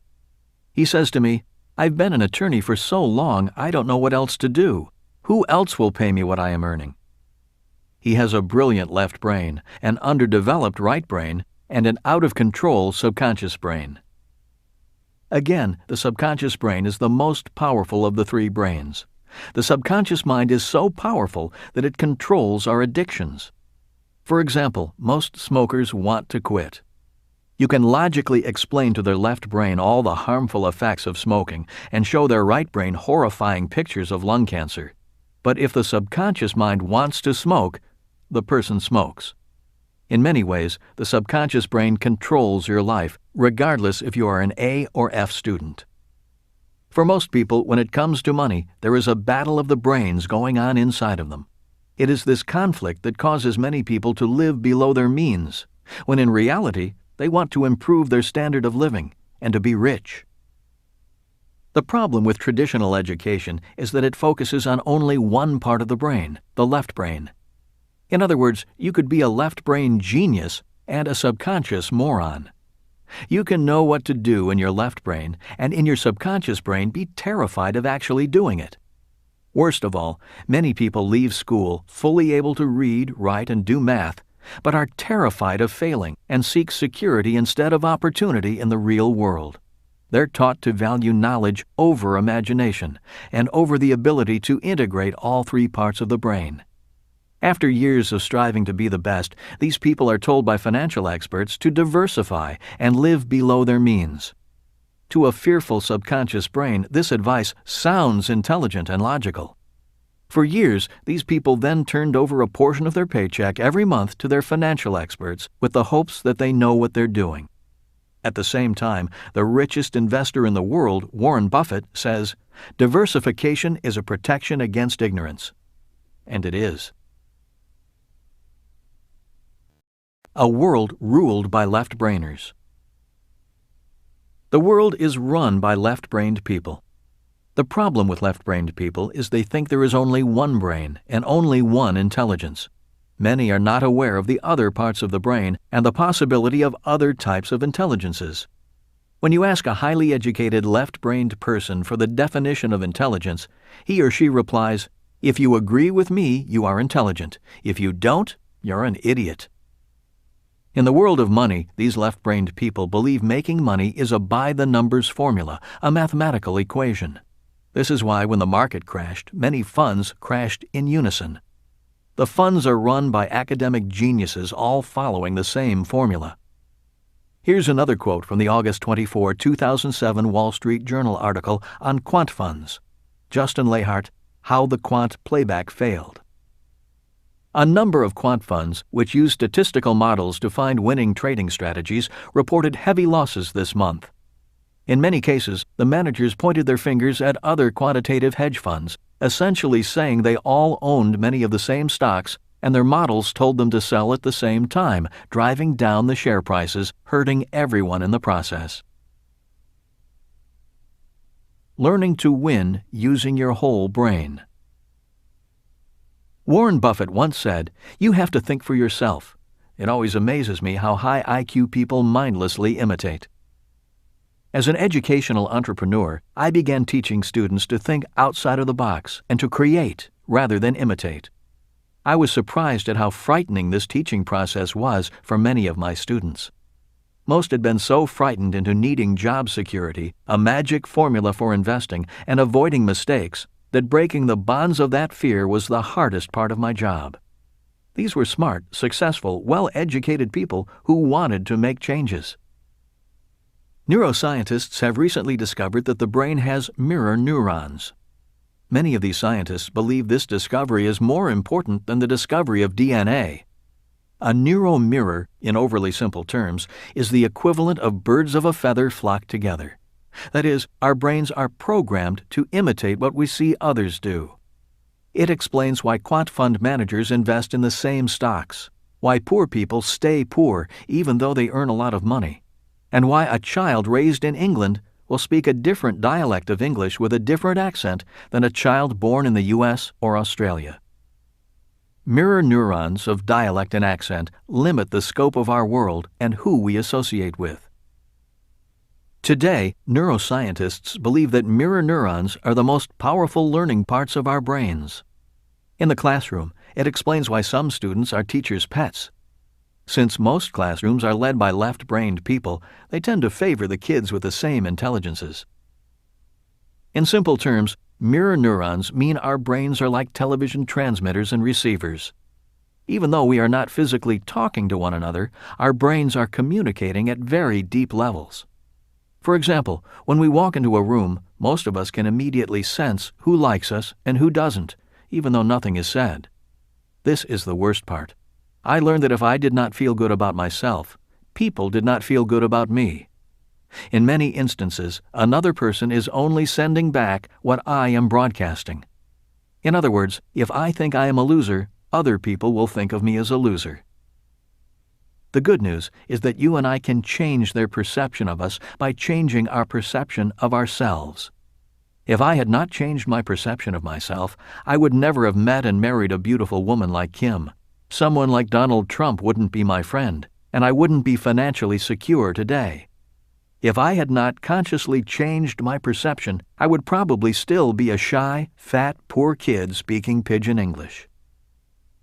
Being raised in a family of schoolteachers, I realized their measure of success was the school a person attended and how many advanced degrees he or she had.